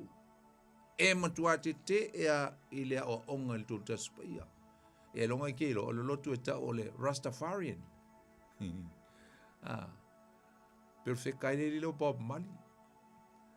A le tele tonunga o le lotu le fitu tau sanga ngau iai. Tele tonu ai ma whātua na i ai fo i le alofo Yesu na amata mai aina a ele. Ia o ngā sa yaso lai titi. Te tonu na o Yesu wa na o ia o se perfecta. Ai whai maira le te tonunga lea. O le atua, o le tele tonunga o Kerisiano. E tele tonu i atua e tō tele. Ia whātusa lea e taipeia o lotu fo i o le Hindus ia ma le Buddhas. E tele tonu, koru se lau mon kupua kua e tele tonu ia le Buddhas ia. E fo lele Ai whapea o le aonga wha Kerisiano. E tele tonu i atua e tō tele. Whapea ngā fo le monsa le mil tilo mea tātou. Aisea, ona o le malama lama. Misunderstanding. E o ala fo i o mai lava le teiminge i tu tonu le li o wha Kerisiano. O te lol to tele au tangata. E le malama lama i le awa onga nei o le tolu taspaia. Maale me monia. A le iloa ma le malama lama le leili tangata i le awa onga le tolu taspaia. Usom to wafin. No whai atu le ia atoe. O le a e lei loi na foi ma e malama lama a to toa. I le atua o lo e tāpua iai. Pe a whai e te le malama lama i le tolu taspaia. Mtau tia. O le afio mai lao le nganga pa ia ma nofo mau to tonu o le tangata ola. Po le tangata ang sala o suia lona o langa ia Yesu. O se whaailoina mai lea, o le ngā luenga whaawawina le atua, e tusa o lana fuafuanga i le whaolatanga, ina ia maua e tangata uma, o le lalolangi le iloa le tātou te ola. O le au whaatasi la o le atua ma tangata ia wo, God, the Elohim, Jehovah Elohim la luinga o le plural, o le au ainga uma o le atua. A o le au tālai, a o le au mori mau o le atua i le lalolangi. Tau te o ma le matau tia o le mana. It's like the moving forward of the power force, all going together with God's witnesses. Tangata moli mau e o fatasi mo le atua. Lea, talia lau so le mana o le nganga pa ia i lea so lea. Suia ato o toa ai. Tu atu uma o la tu wola i le atua. Nā tu talia ato o toa ai e su lena sau o ia o le whaola. O ia o le mesia. E tusa ma le launga. Le whaautu po le fimo le launga pe telu na launga i le aso leo le Pentekoso. Talia i la tau. Ai le ngata i lea.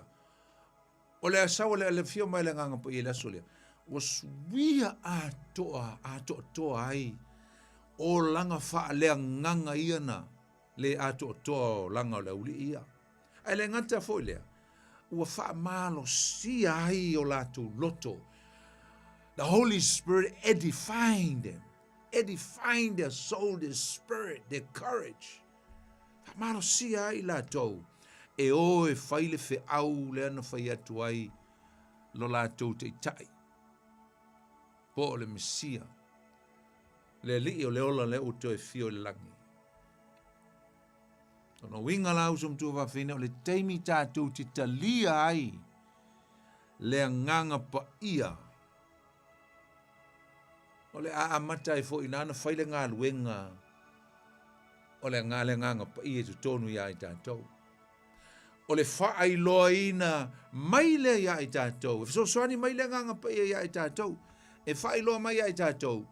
Le tāua tele. O le tamā. Ia i tātou. Ia mai lātou fo i o lātou taimi. Ai se ale mea le ena mana o mia le so soani mea le nganga pa ia. E whaai loa mai le tāua o le tamā. E whapena fo Iesu Keriso. Aua fo i a o tātou o atua i e whaia le ngā luenga le atua i le lalolangi. E mana o mia lo tātou te talo i le tamā. Mai tau mai le tāua le melea. E mana o mia lo tātou whaalangolango ta talo i le atua le tamā e ve soa soa ni mai ma whailoa mai awala. E manu i ai. Le whainga o lana ngā luenga i le lalolangi le tātou te iai. O le nganga pa ia la, e mo whaitau atua le tusi le Roma le e lo whamtala mai e Paulo. O le nganga pa ia la, e fe soa soani mai i a te oe, soa soani mai i a te au. E au mai a upu. O upu tātou te tatalo atuai i le atua le tamā. Ai awala atu ia Iesu Keriso tātou te talo au tātou iai le field, au tātou iai i le moli mawina o le finangalo le atua. Te talo i le tamā ai o tātou malama lele. O sosani la le nganga pa ia tātou. E tātou te talo atu e awala atu ia Iesu o ia o le alo o le Keriso fo. Fai taua mai le Roma e valu. A olona fai ue lusu malona e whapea fai tauina. E whapea fo i le nganga o na fesoa soa ni mai i lo tātou vai. Awa tātou te le iloa mea tātou te ole atuai, pe te talo atuai, ma le tusa. Ai peitai, o le nganga pa ia, e fautua ia pe whailoa mai. E fautua mai o ia mo i tātou i le oi e le mawhai ona talaina. The Holy Spirit will counsel us, will help us to give us the words. E mai ai tātou upu, tātou te tatalo tuai. O ngā luenga ko kaspa ia le whai ia kako i lunga o le ala. This is the ministry of the Godhead, the Trinity. A tātou o e ustai e whaile whina ngalo le tua. Whai mai Paulo, peia o ia. Peia o ia. Lei eilana malanga wha missionare lona tolu. Toi titi a uma, ai ona tusia lol tusi ave i Roma. Tu atu le te akono le lo mtua i ngoi a fipe ma ave. A o le winga leo le tala le apostolo. Lai ta se, lai whea luai. Lai tau ai mai tangia o ia i le ala. I le tu asia ma le tu a ngai i mea na alu a ngai ai ana missionare whatolu na alu. Ai foi mai la apostolo Paulo.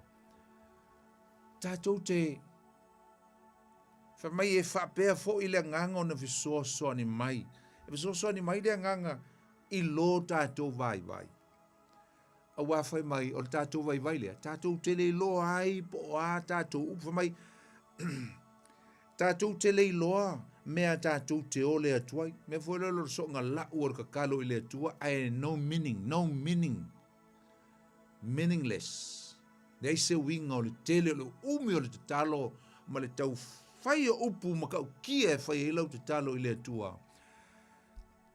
Isi teimi tātou te talo ina ia mālie le whaalongo te ngata tātou te talo. Amen. Isi teimi tātou te talo e lau tātou mana onga i le atua. Go to God with a long shopping list. O mai le mea, o mele lo ke mga oil, mele lo ke mga isa.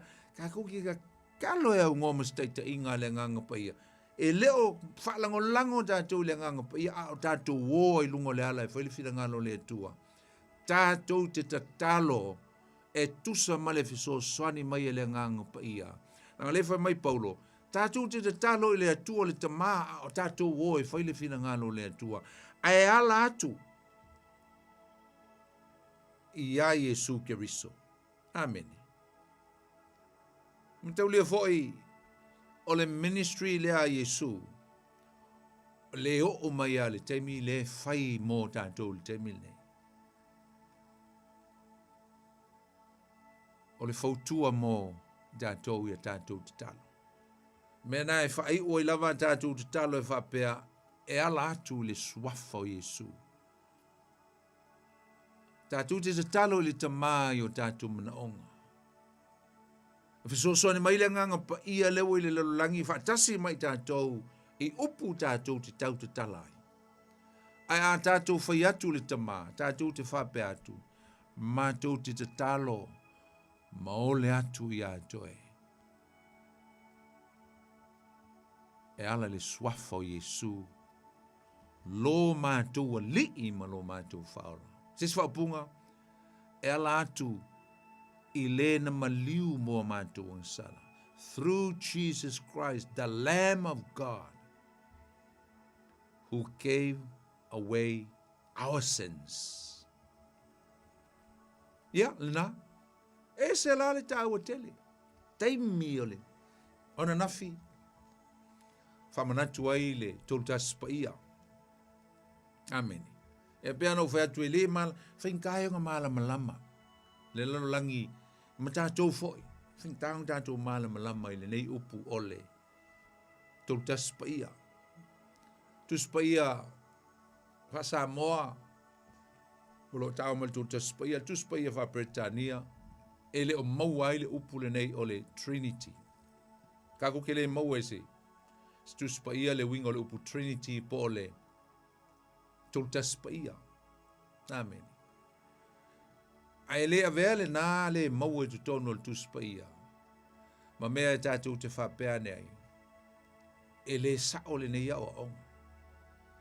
E le sao mai le moni mai le wha mausali ina ni mea e wha mautu o le moni o le nei au aonga o le Trinity. No, e le whapea avele le iai. O le upule nei e tasi. Ma mea tātou te whaalea o ngā ina ai le tā ua. O lea o onga i le tūta spaia. O lea i tu tonu o le tu spaia. So the teaching, the doctrine is in the Bible. But it's just because people were looking at this single word, term, Trinity. Whamero lako. No, se se. E wani ngala e tātou. O le iei tu tonu le o onga. Uma whai tau atu ni mau. O le mea moni uso. E sili atu le maua lunga. Le maua lunga o le atua. Malona poto nei lo tātou. The sovereignty of God is so high. And so aloof. Maua lunga. O le mafuanga la lea i le te taua i ao na ieini o tātou manatu e whapea. Wa o tātou le malama lama ato toa i mea na whaia le atua. E le te taua e ono tātou manatu whapea. E le mawhai lava ono tātou malama lama ato toa i mea na whaia le atua. Malona poto sili ese. Aisa. Langa i le tai au na olo tātou i loa malo tātou malama lama. i le atua. A whai tātou te iloa uma mea uma, o lonuinga o le atua i le o se atua. So God is not God if we know everything about the mind of God. That's why he is God. O le atua, e nate sila fia mea uma. Ai ui lea, o iele tātou whātua tua ina o le tuspa ia. O lo o mai iele tū te spa ia. O lo o mai o le atua le tamā o le atua lava ia. O lo o mai foi o Yesu le alo o le atua foi o ia. O le nganga pa ia foi o le atua lava o ia. A o lo o mai le tuspa ia e na o le to tasi le atua. E ui o lo fai mai vaenga e o le tuspa ia nisi o vaenga o le atua o le tamā o le atua o Yesu le alo o le atua o le nganga pa ia o le atua.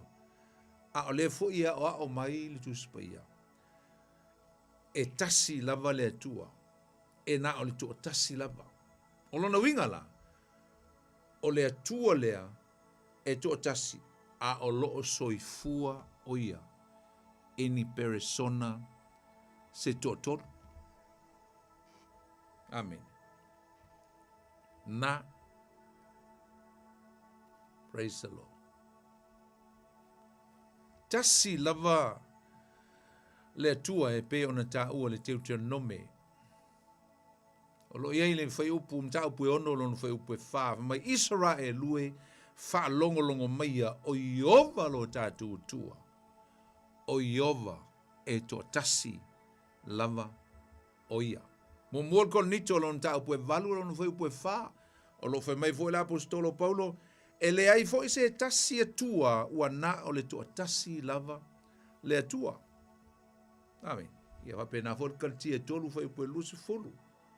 O lona winga la usom tu va fini. O le mata upu e winga i le tolu taspa ia. E le o se tali tonunga i ni atua se to tolu. A o se tali tonunga fa kirishano e fa tau i le atua e to tasi ai tolu ona persona. He is one, but he is working in three distinct part or persons. Ese vaenga ma mea na lato ngā lulue wha taunuina mo le wha o le tanga o le tangata. Amen. Ese le tāua. Tō tasi lava le atua ai soifua o ie persona e tolu. Aisa, ai vaile kenese momua, whaiupu momua, na whaia le atua le langi, ma le lalo langi i le amatanga. O le atua ngai wha amatala mai ngā, e le na o se atua o le tamā. A o le Elohim, Jehovah, Elohim, o le atua, o le au ainga o le atua. E se awha mai, o le atua, na ia tūlai ma whetalai, e na ia whetalai le upu, o Yesu o le lokou, me whamai le Ioane mtau mamua, whamai, sai le atua le upu le amatanga, ai whamai na whengao i o ia i le anganga o le atua, i lunga o le whunga taima o le whunga ele. Le ringa ngā lulue uma le tūltaspa ia i le amatanga. O lo iei fo i nā i se whai upu, whai pui lusu malone, whamai na whaia le atua le langi ma le lalo langi i le amatanga. Al whai pui lusu malone, whapea. O na whetala i ane leo le atua, i nā tātou whaia ia o le tangata. Amen. Let us, lo inga el plural, to tolu, e le to tasi. Mai let us create man in our image. Al mata upu tolu foi alo no foi upu lusu male lua ke nese lava. Mai wa feta lai ane fo Iova fauta wa avea le tangata e pei o so tātou. A man became like us. Amen. Fa mai wa avea le tangata e pei o i tātou. Amen. Na. Ia, te loa i se taimi o lata mai. Ia, msalo pe to e 5 minute, ia, pe to 10 minute. Ia, ona vave te tala atula ia leo le tatou leina. Fai mai foso fina ngalo le nei fiafi. Ia, po le ase me fo i te fia fisili ai, mai fia malam lamai e winga. E le tatou mtau pul nei fiafi. Ia, ona e wala au maila ia lea e le tatou numera e pe ona e masan. Ia, ai ese le tau o tele o le nei vai tau tatou te iai uso mtua whawhine. O le aso sā na nafi, o le aso sā e whao ngā ina e lau kerisiano. E vivi iai mata pua i atu i le atua, ma le nganga o le oli, ma le nganga o le whaaftai i le atua, le tamā le atua i le alo, ma le atua i le nganga pa ia. Ona, o le ngā luenga mai aea, na saunia mo le whao le tanga, mo le tangata, mo oe mau. So that was the spirit of yesterday.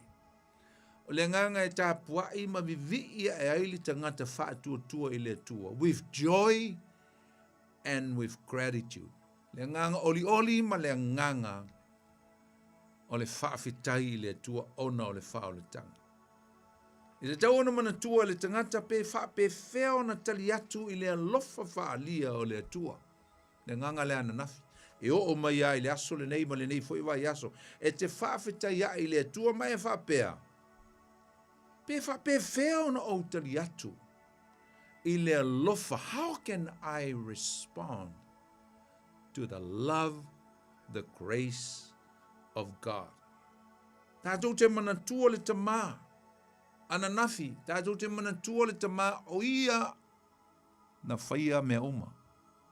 He is a creator. O ia o le fōwhanga. E whaia mea uma. Tātou te mana tua ina nafi ma le nei vai aso atoa. Le alo le atua. Le persona lona lua o le atua. O Yesu Keriso. O ia na ia a watu lona soifua e whai e le whao le tanga. Lalo wingo le mea, o ia o lou whaola ma lou whaola. He is our Savior, our Lord and our Savior. E te tau ona whaafio o ia i tu tonu o tātou o langa. E ola ma soifua i aso uma o le soifuanga. Ai tātou te mana tuaina i fōi le aso ana nafi. Le nganga pa ia. Le nganga pa ia o le persona lona tolu o le atua. O ia o lo tātou whesoa soani ma lo tātou whaamā whanawhanaina. He is our helper, our advocator, and also he is our comforter. O ia na te whaamā whanawhanaina i tātou. Mea uma, tātou te whaia, mea uma malo tātou loa, o loo iai whaatasi le nganga pa ia o le tua. Lo so soni mai ai tātou, whai loa mai, whaamanatu mai ai tātou, o me uma e te tau, o no tātou whaia. A o tātou iai, i lunga o le alae, tātou te olo tātou o, e whai le fina ngalo le tua. As we are witnessing and doing the will of God, knowing that God is with us. The Holy Spirit is guiding us. Lo iai whaatasi le au ainga o le tua. E wheso soani ia i tātou. Mele ione mo mua le umano o whaia tua, ione mo mua whai mua, sai le atua le laukou, sai le amatanga, in the beginning. Sa whaalia mai fōi, Yesu o ia e tutusa malona tamali Ioane sfulu no foi potolo sfulu. Foi mai e tasi lava i ma ua malo utama. Ai sa latu au fatasi foi. Ma awina mai le nganga pai e pe on ta ua le Ioane sfulu fa foi po lusu moleono. Ma ia. A o le fesoa soani upu ia Yesu. O le anganga pa ia lea e awina mai e lo'u tamā i lo'u ingoa. Now they agree together that sooner or later they are going to send the Holy Spirit. Amen. Ai sa fai wina fo'i i upu Yesu o le poloa inga silisili na avatu i ona so'o mai tātou fo'i aso nei. Wa ia fai atu ai, ia outou o atu i nuu uma. E fai nuu uma lava ma so'o. Ma papatiso atu ia i lātou i swafa ni e tolu. Swafa le tamā, le alo, ma le nganga pa ia. Awa onga fo'i la apostolo Paulo Lord Cornelius ful tolu alona fai upus ful mal fa. Ia ia te i tātou le alofa tu no lo tātou a li o Yesu Keriso. Ma le alofa mai o le atua. Ma le mafutanga whaatasi ma le nganga pa ia upu mulimuli a ia. O le mata upus ful mal tolu le Lord Cornelius. Lona fai upu mulimuli fai upus ful mal fa. A o lo fa uma mai ma fa ai umai le mata upu. Ile upu amene. Means I agree. Ua oi yoe atu i ai. O le atua le tamā. O le atua le alo. Ma le atua i le nganga pa ia. O lo o tātou mafuta whaatasi. I aso uma. Ma taitai. Ma wha manuia mai a i tātou. A o tātou ngā lulue ai. Ile avatuina ma le mamoli atuina. O le fe au o le malo le atua. Ile lalo langi pongi sa. Fa mai leo le upu.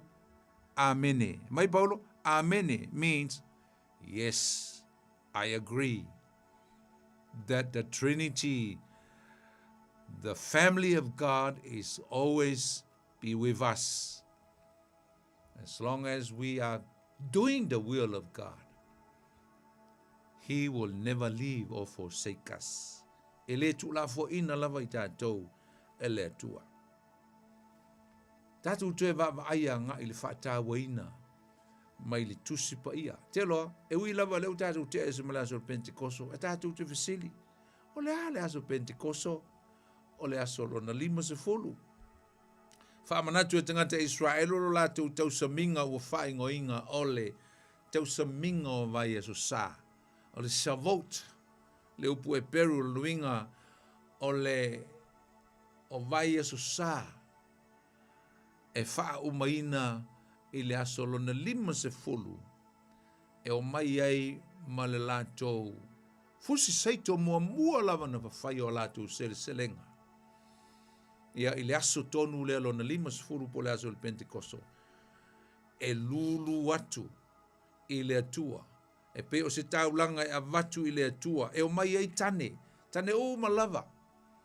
O fele mamao le mea no nofo ai. E o mai ma le lātou taulanga lea. Ma sani na o mai fo i staimi o lātou sauninga nei. Ma taulanga o mo mea ale o le lupe. Ia o se oti, po se mamoe, po le alava se mea.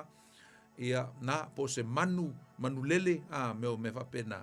E o mai ma lātou e whaia lātou ta e vatu e le nganga whaftai le tu. Ale aso la lea o le Pentekoso. Tai pi whataua le lulu. Pe e whataua ai. I le spring e o e whai e le sauninga lea. E whai atua i le atua. O le winga o le alulu ngā fue whai atu i le atua. E whapea atua i tangata Israel le atua. Whaafetai le atua mo mea ai. We thank you for your provision in food. Whaafetai mea ai wa e whaai mai mo mātua isa. O fusi ia ale o karito o saito. Mai se saito le taimi le o le spring po le tau mawhana whana. O le ua whai selselenga, ma avatu i le atua.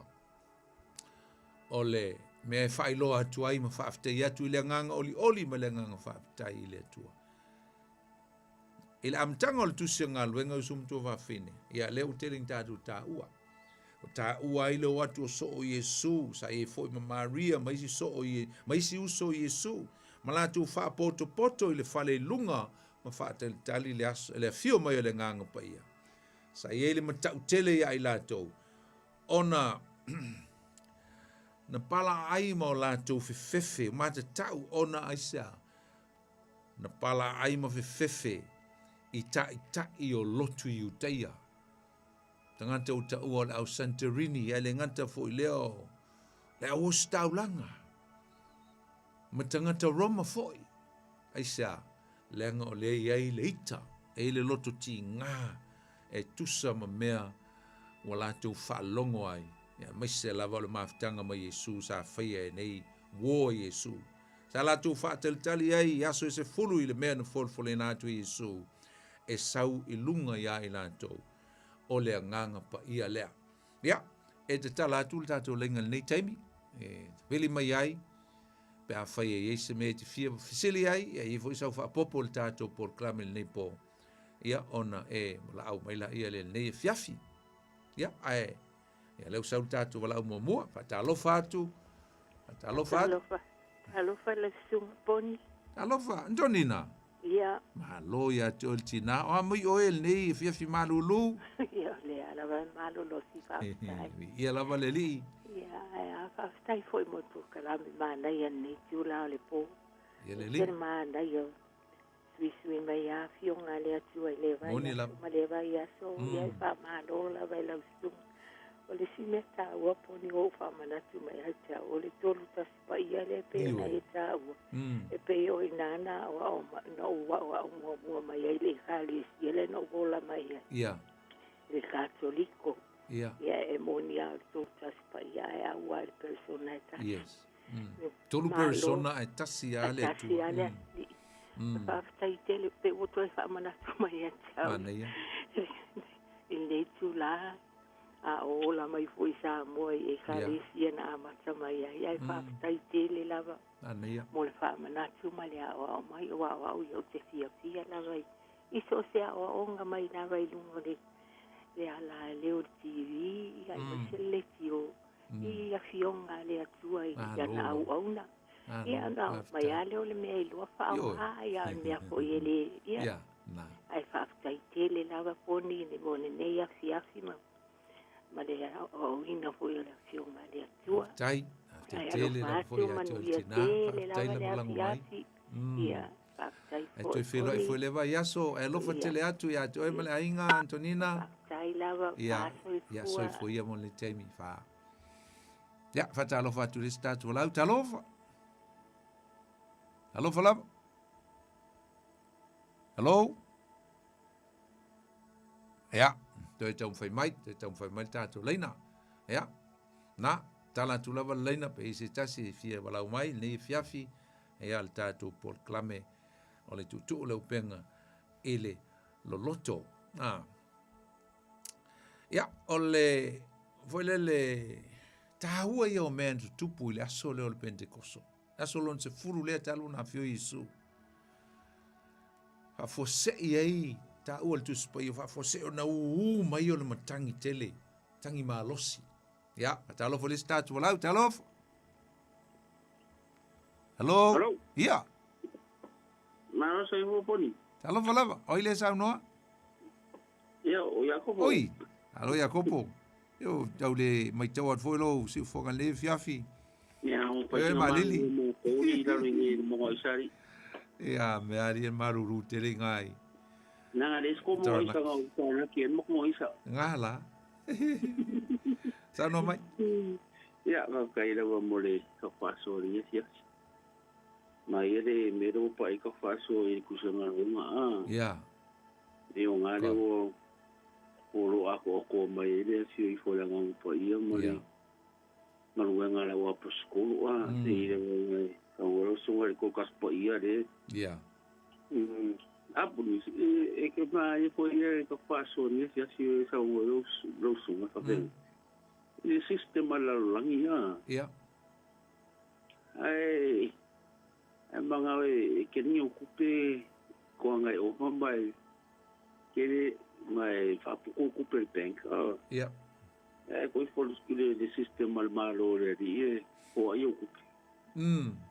Ya fa ko va pe la bo pe so si tan va pe lo ma ka la langi sistema le malo le langia ma o de ko ya ia ngisi me ko e vesi e la rangi mo pero fangi mo ka na mo le ko ni le mo ni pa mo singo e ko mo singo la le ko e ni nga o mo ni au fa so ko nga ko ling for pui ko fa wa ni for pui le ko e o ku sa mo lo ka e te au le e ka mo ni pe o su ko fa fe nga yeso umala yeso sa ka kasi a me so la go e lo la to kalia mala ko mala mai ação pa ele tu e mo se anga tai tu anga ro se nga tenga malu ho su malu sai lili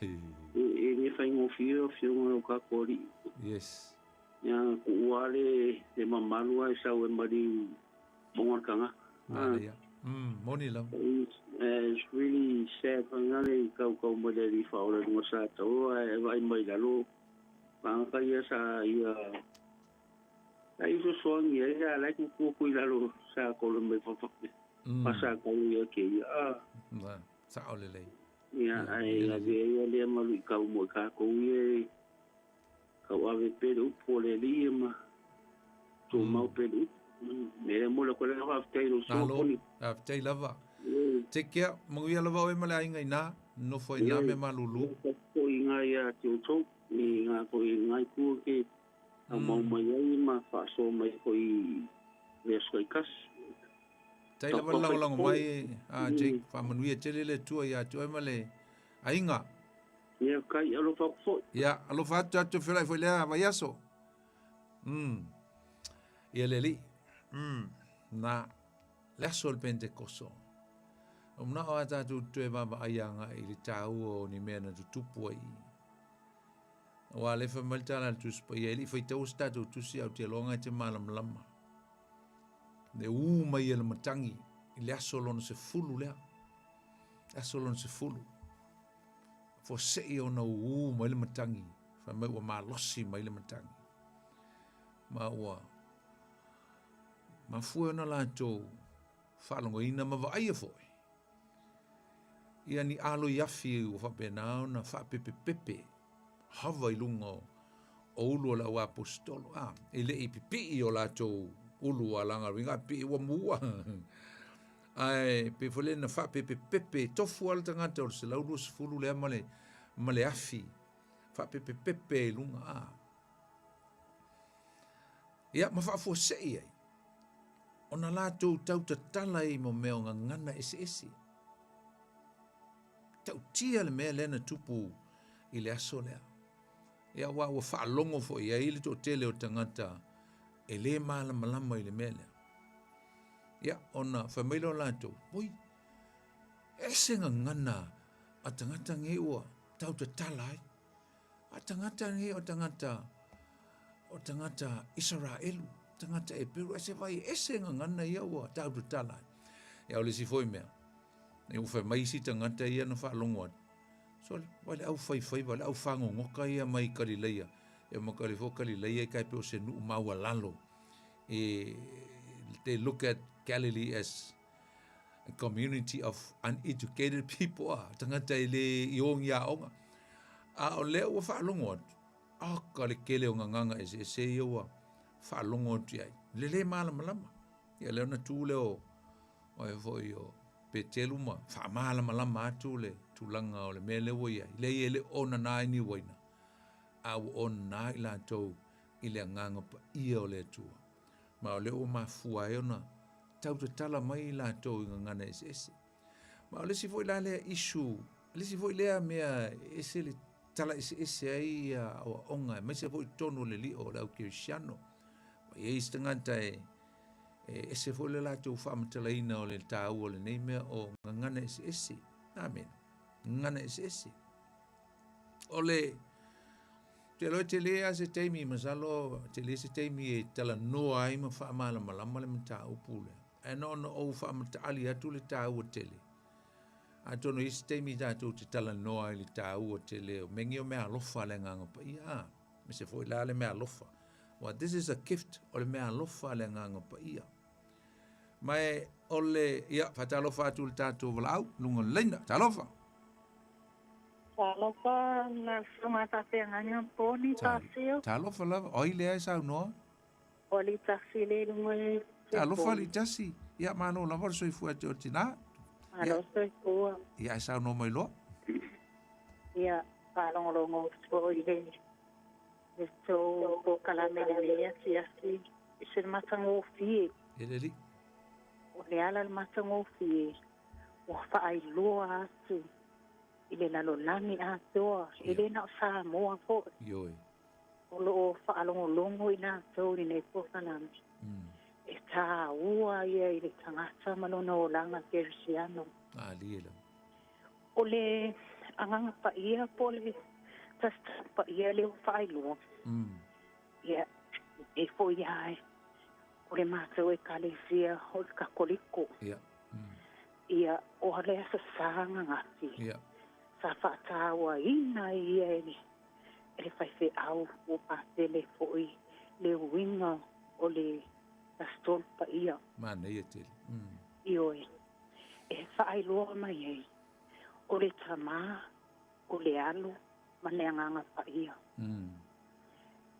E tolu ingoa, ai tasi lava lona Monila. Ioi. Tasi ale tua.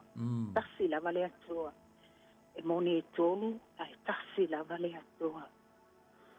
O le taua lava lai, le tangata lava ia, o la whaapa ia ina le atua. Le anganga pa ia. Lielo. O le anganga pa ia. Le tangata sa ito atasi. Iele. E fio mai le anganga pa ia i le tangata. E whaamala malama ia te ia awala uma. E ui atu ai i le tamā. Ioi.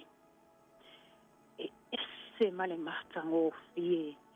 I le whaalongolongo atu fo i le tōpo kalame le neipo. O le whaatawa ina o le atua e tō tasi. Amen. Tolu ingoa ai tasi lava le atua. Le anganga pa ia la lea. O whaamanino mai ai. E tā ua ia i tātou. E tātou tapenanga. Mo le fio mai o lo tātou li i whaola o Yesu Keriso. I le lalolangi nei. Amen. Ioi. E whaila la utala. E whamanatu mai e tia. Wa te iloa o e pontasio. Sa oa onga ia te oile anga tuspa ia wa leva lava. Okay. Ioi. Sa wa onga ia te oile anga tuspa ia. O ina fo ina tele mai e ni miena o ina i roi tangata. Eleli. Ioi. Mahalola. E heila le mea, lo te whaai loa tuai.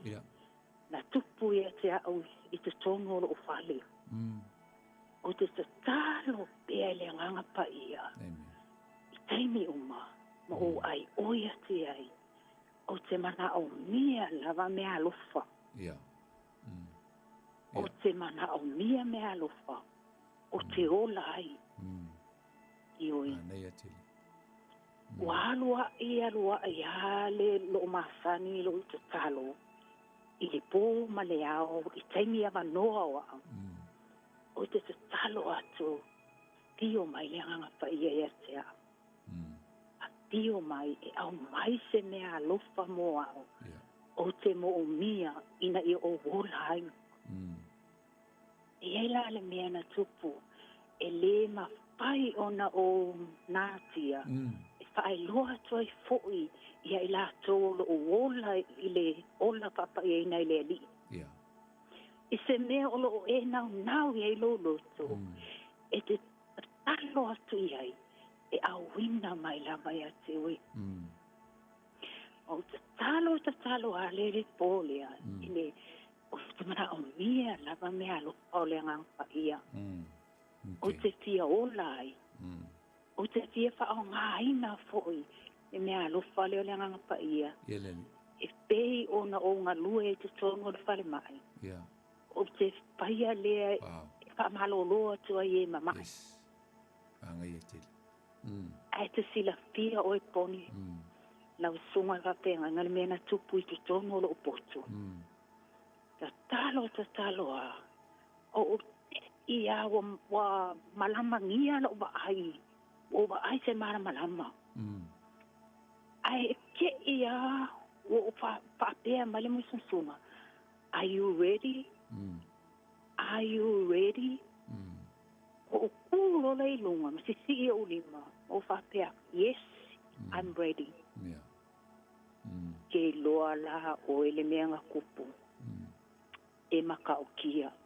Anga yese me fo ngale pu e kongo lo. E loa le meanga kupu. Ai ai mo le mau le asolia. O lo kuangangi. Male next door. Male nepa. Wa fo ila. O fai akuloa. Yes, I'm ready. Pa male mea. O palo ako. Se aso le wa alu le ako lo felba. Wa le malolo. E se le nganga le o ke kaukala ai. Wa alu le ako lo pai upu. Ai o kele o mama la mai. Fa longo la lo kuangangi. La kulo ku i fai ko. Tiu e ku i fai ko. A wo le ango mai o la o ke ango ana mele. Ile fale le por fal mai. Iko kongu le fale le o lo kuangangi. Okay. A o lo i maka. Wa le ma o lo i maka. Ia nga fa kwa wa alu lo fai lo ke kau kala le nganga ese. Ala ku ia ko ama le fai ko le fa lo ko ngi mena ku. Ia le mi so wango mai ai. Ngalo pa longo mai ya o sawi next door. La ke fa longo mai le kala ngo. Ai okay. E fe mai lo kwai. O lo sister lai ko poko. Mai le fa longo mai ma ko le leo. Ai ma ko la po lo leo le kai ninga. Alu lunga lo leo ai senga nganga lo kau kala. Kusala e mau lo kuangangi mai next door. Alitasi. Alitasi. E maka o ia. Alitasi. Mana yale wharangorongo atu I lau mole mau. Mana tele. That's beautiful. Yes. Ai o ngā ole umalta teng. Ia o le lei. Ia o le lei. Ai ngā whai loa o le kā ua le o le koupo karamene ngei po. Koe wala au mai lewa yasu. Koe whaise tala ma. Tolu I potasi. Ai kasi lava le atua. A le nganga pa ia whakawa inga lava le kangaka. Mana ia lau tau tinonga. Ia tai lava molo wa manoa pon whasio. Ta tue whelo I atili e. Ia mauto po I o lo ngalu lue le nei po. Ia lo pangia le atua la o tō ngaluenga. Ia whaha utu pupu ina o tō pafonga. A wā lava le ngaluenga lo whenga iei. O se manuia o le lalolangi atua. Ai mai se Samoa lo whafonga. Manuia le whia. Soifua, litasi. Bless. Mana ia tele. O mea alofa le nganga pa ia. Te loe lusu maltasi. Mea alofa le nganga pa ia. Ai mana o le nganga pa ia e tufa atu. Ia I tato uma. Na ia whao ngā. Te rola le. Te utinonga litasi. Aftai pe a whai o. Ia te ia le mea alofa o le wha malolo mai. Ia po le alava se mea alofa. Ai, o le aso fina ngalo ai mana o, le la whaitu lau tala, ai mana o tātou te tala noa I mea alofa le nganga pa ia. Nei kango le whai meisa o ko mengi I kako por karame. A o waku mara se furu. Ia ngi moli mana o e tala noa I mea alofa le nganga pa ia. Lo pe ama tel vaso lea. Ia ona, lo ingol te inganga le nganga pa ia tātou te tala noa I mea alofa le nganga pa ia. Ia mise fo. O mea alofa le ngana ese le na maua e li tasi le aso lea. Ai, whai mesa ko mingi. Ia lopo lau ko mingi a kore se furu. Ia nga fufua tu lole ia I o se tātou teaching. Salo na latu tu su singa stemi wa leva. Po wa fitu pe walu te usanga I lunga newspaper. Sa por kalame tusi whatau I mengi o mea alofa le nganga pa ia. Ia manefo. Ia, tātou tue bava ai whataua. Ia ma e identify e o e po la lau mea alofa ngai na mai le tua e whao ngā. Whai o tātou por kamele fiafi. Talo. Aftai le tua. Tai whai una le mātou por kamele fiafi le manuia. Talo mawala watu. Wha manuia iau tangata Samoa. Mātou mafuta le nei po. ale lau upu. Pena nga lue atu eile ngango lau fio ya ngā ne ia o onga mo i latu uma mai mātou. Atasi mai ni po, tu mau atu ia atu eile vi inga, o le whamanuma le whaneitanga. Ne ia o se uma o le whavavau ono Iesu o mātou te tālo atuai. Amene. Ia, nā tātou polklame la le fiafi, o ne ngalo ia atu oe, tātou aonga tu spai e fia amtaine le whaiunga le masina fau, iulai, whaia le papakura, ia tau whaia o inai, ia le tusi a whalinga, pia whaia te inkalesi ai, ia, la longo tua, ma whailo atu wholino whanga e whaia ai, e le nā masina fau, pia auli atu solo ma se malosi, ia ai, mo i latu umana wala umai, whaftai, mo le wala umai, ia, ai maise fo le malo le tunu, tātou maftanga le fiafi, tātou tue whailua e lua i as fau, ai mo le nei taimi, ia o la auto ona nei ponifona ti fa soi foia mo le nei taimi. God bless you all. From where I was walking with no hope at all,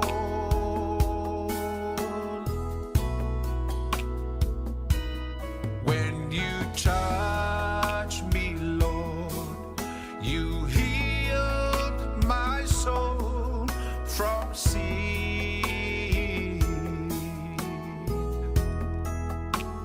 Thank you, Jesus, for your precious love for me.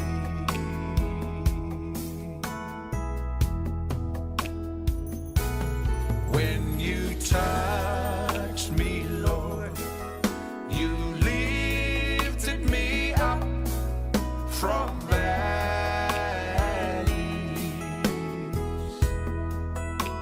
from where I was walking with no hope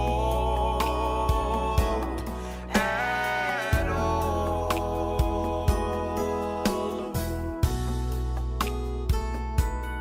When you touch me, Lord, you healed my soul from sin.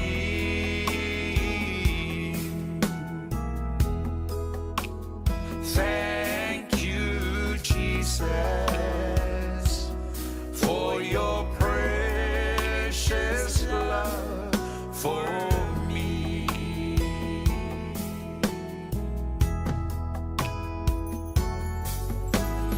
Touch me again, oh Lord, touch me. I am a sinner, more of you. Touch me, Lord, I may be blessed, anointed and clean.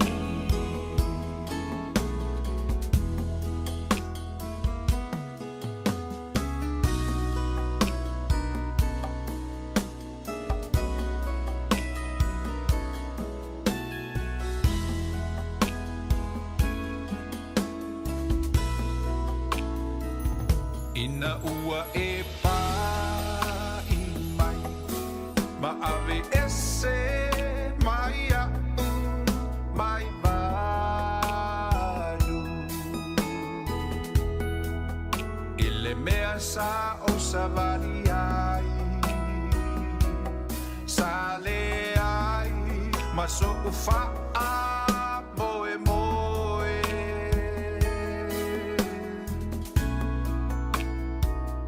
Ina ua e pa I mai, na malolo ai, lo ua nganga. Yesu faafetai, ilo alofa ua o wolai.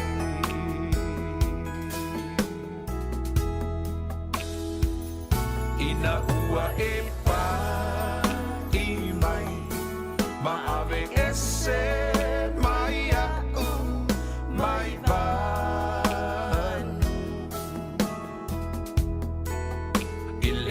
sa o sa bari ai sa le ai ma so fa moe moe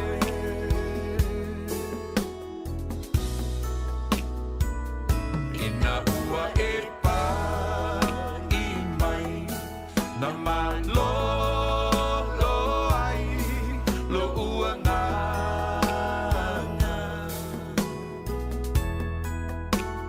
Yesu fa afetai i loa lo fa ua o lai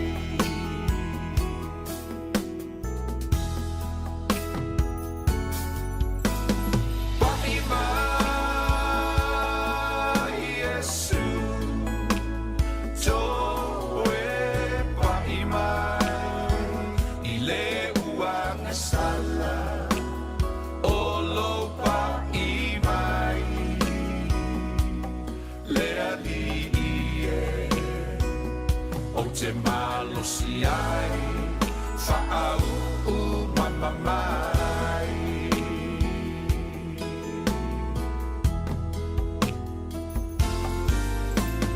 Touch me again Oh Lord touch me I am your singer more of you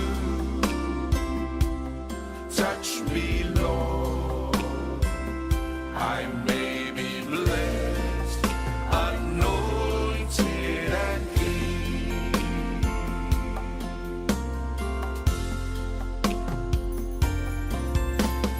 Pa'i mai Yesu toe pa'i mai i le ua ngasala o lo pa'i mai le ali e o te malo si ai fa'au u mama mai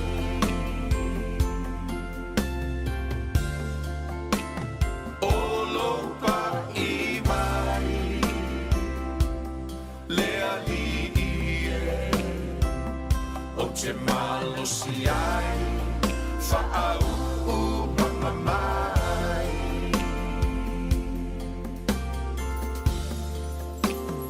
more of you touch me Lord I may be blessed anointed and clean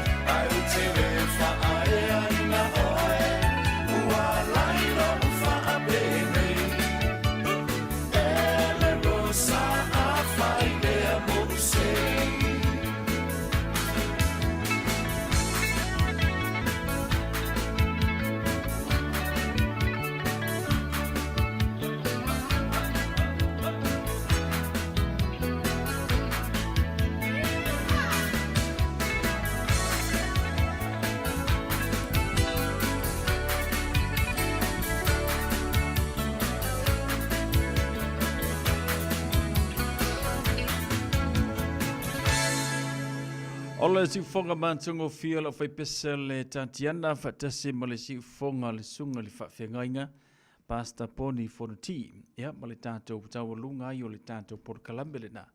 Il nei a fiafio por kalambe o whapitoa la foi. Ia fiafio asunga fua wa yaso di tasi o le tutule upenga ili loto. Ia, ma le tātou por kalambe pei o nei ai ia le tautua lana au auna e whapena ona soswani atu mo tātou. Ia, ao. Iei fwoi tātou le amatanga o whi amungaruenga o le nei fwoi wa yaso. Tā ua tele le tātou por kalambe le na. Ia, mo oele nai te su e la fionga pa ia le tua. Oele nai te ngalue i tō whinga i tutono le ka le sia. Ia, ma so se wala awina lo whapena ona i a o lae. Iei sina malama anga i le fionga pa ia le tua. Ia, e ke ala kua lae. Whailau ngā luenga fwoi le ua tō whiei oele. Whaiwhi au le tu e ka le sia te ngalue. Ke ala kua le ke whaanongo i ngā o lae iei le wha unga le atua. Au kama fuilai e sasa mai a laika ke lo le leia o le makuare ai ya se mea. Kamaranga le mianga sasa mai rungo le pule la. Ai mo moe le au luk. Iwa. Ai ta ua tele mo tātou. Ia le tā ofi le leio na ia tātou am tā upu nei. Ia ma wha mau lalo i lau pepa ma lau api. Ia e alu fo ia au ngā ruenga o le newa yaso ia malava yaso to e tau i ilo ma fau. A mai se lava tātou mau mai la fionga pa ia le atua. E pe maa ia ere kako kalongo i la fionga pa ia le atua i. Ngai lo le mele wo i kako. Wei sa fe ale so i fuanga male o langa le wo tātou iai. I le vevesi le wo vevesi fa solo a kua mai. Ia e pe se i wa tātou le fie whai tau le fionga le atua ma. Tātou whaalongo mau sta ia na upu. Ia, ai o le pelu lea e whapenao na a vea mata iala mo i tātou le telo aso ma le telo taimi. E soani mo tātou. O le telo ne mau mea e tātou te whai tau ma tātou telo ai lungo le Facebook. Oi sori. Ale alu e lunga koko maua lunga ma. Ai ua alengi ki ua e aluwa ili fōma i a mea ili fōma i whala au se ia ki oi. Ngai la kua koko maua lunga e mea ili fōma ili whala au wawha mai. Alu e ingu whala au ngā oi wai maua ka ngisa. Ia ngai alu ale ingu whala au ka ngisa e le ilola kera kua ma pewa lo vai. Mo meo le tele o le ngau ngau sama le la pisi ua tātou iai ngai lungo le fōringo le api. Mana ia la fionga pa ia le atua e malo se ilo tino. Malo se ilo ma fau. Malo se i malo wanganga. Ile koe malo alue. O lani ngalo le tātou por kalambe le nai a fiafi. A songa fuo wa yaso te tasi. La tātou tonga se i o le oti. Au le tuina nau ua mafuai. Na lilo mea moni Vainga o mata Se tia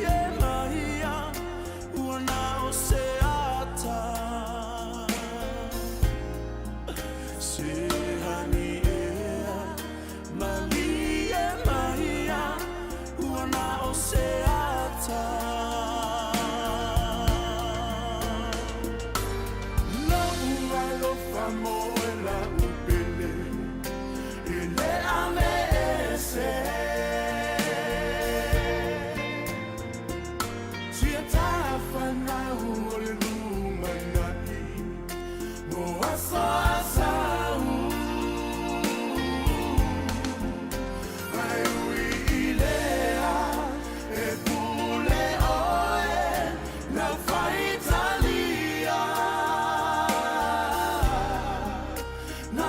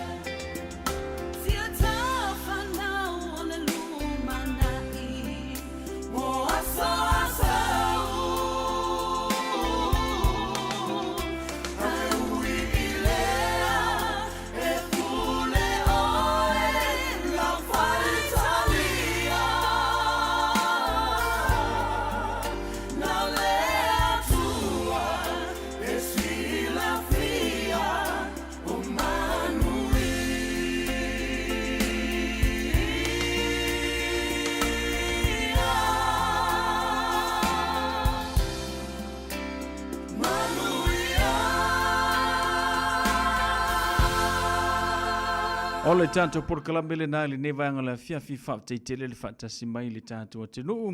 Manuia tele malolonga le ngata fo le ofe au mga ruenga i le ala rusua i le asua tai au. Whale tātou le solulu i le lofa malanga le leio le tātou tapa au siri le langi. Ea whamangalo mai fo i se whamatalanga ua le tauta malii e lau whina ngalo le nei a fiafi. Lainga e timani manuia tele le malolonga le nei po Melia Mikaele manuia tele malolonga le nei fo i a fiafi sina leo. Alo fatu whaptele whatasi mai. Sausi whanua seu fāsoi fo ia.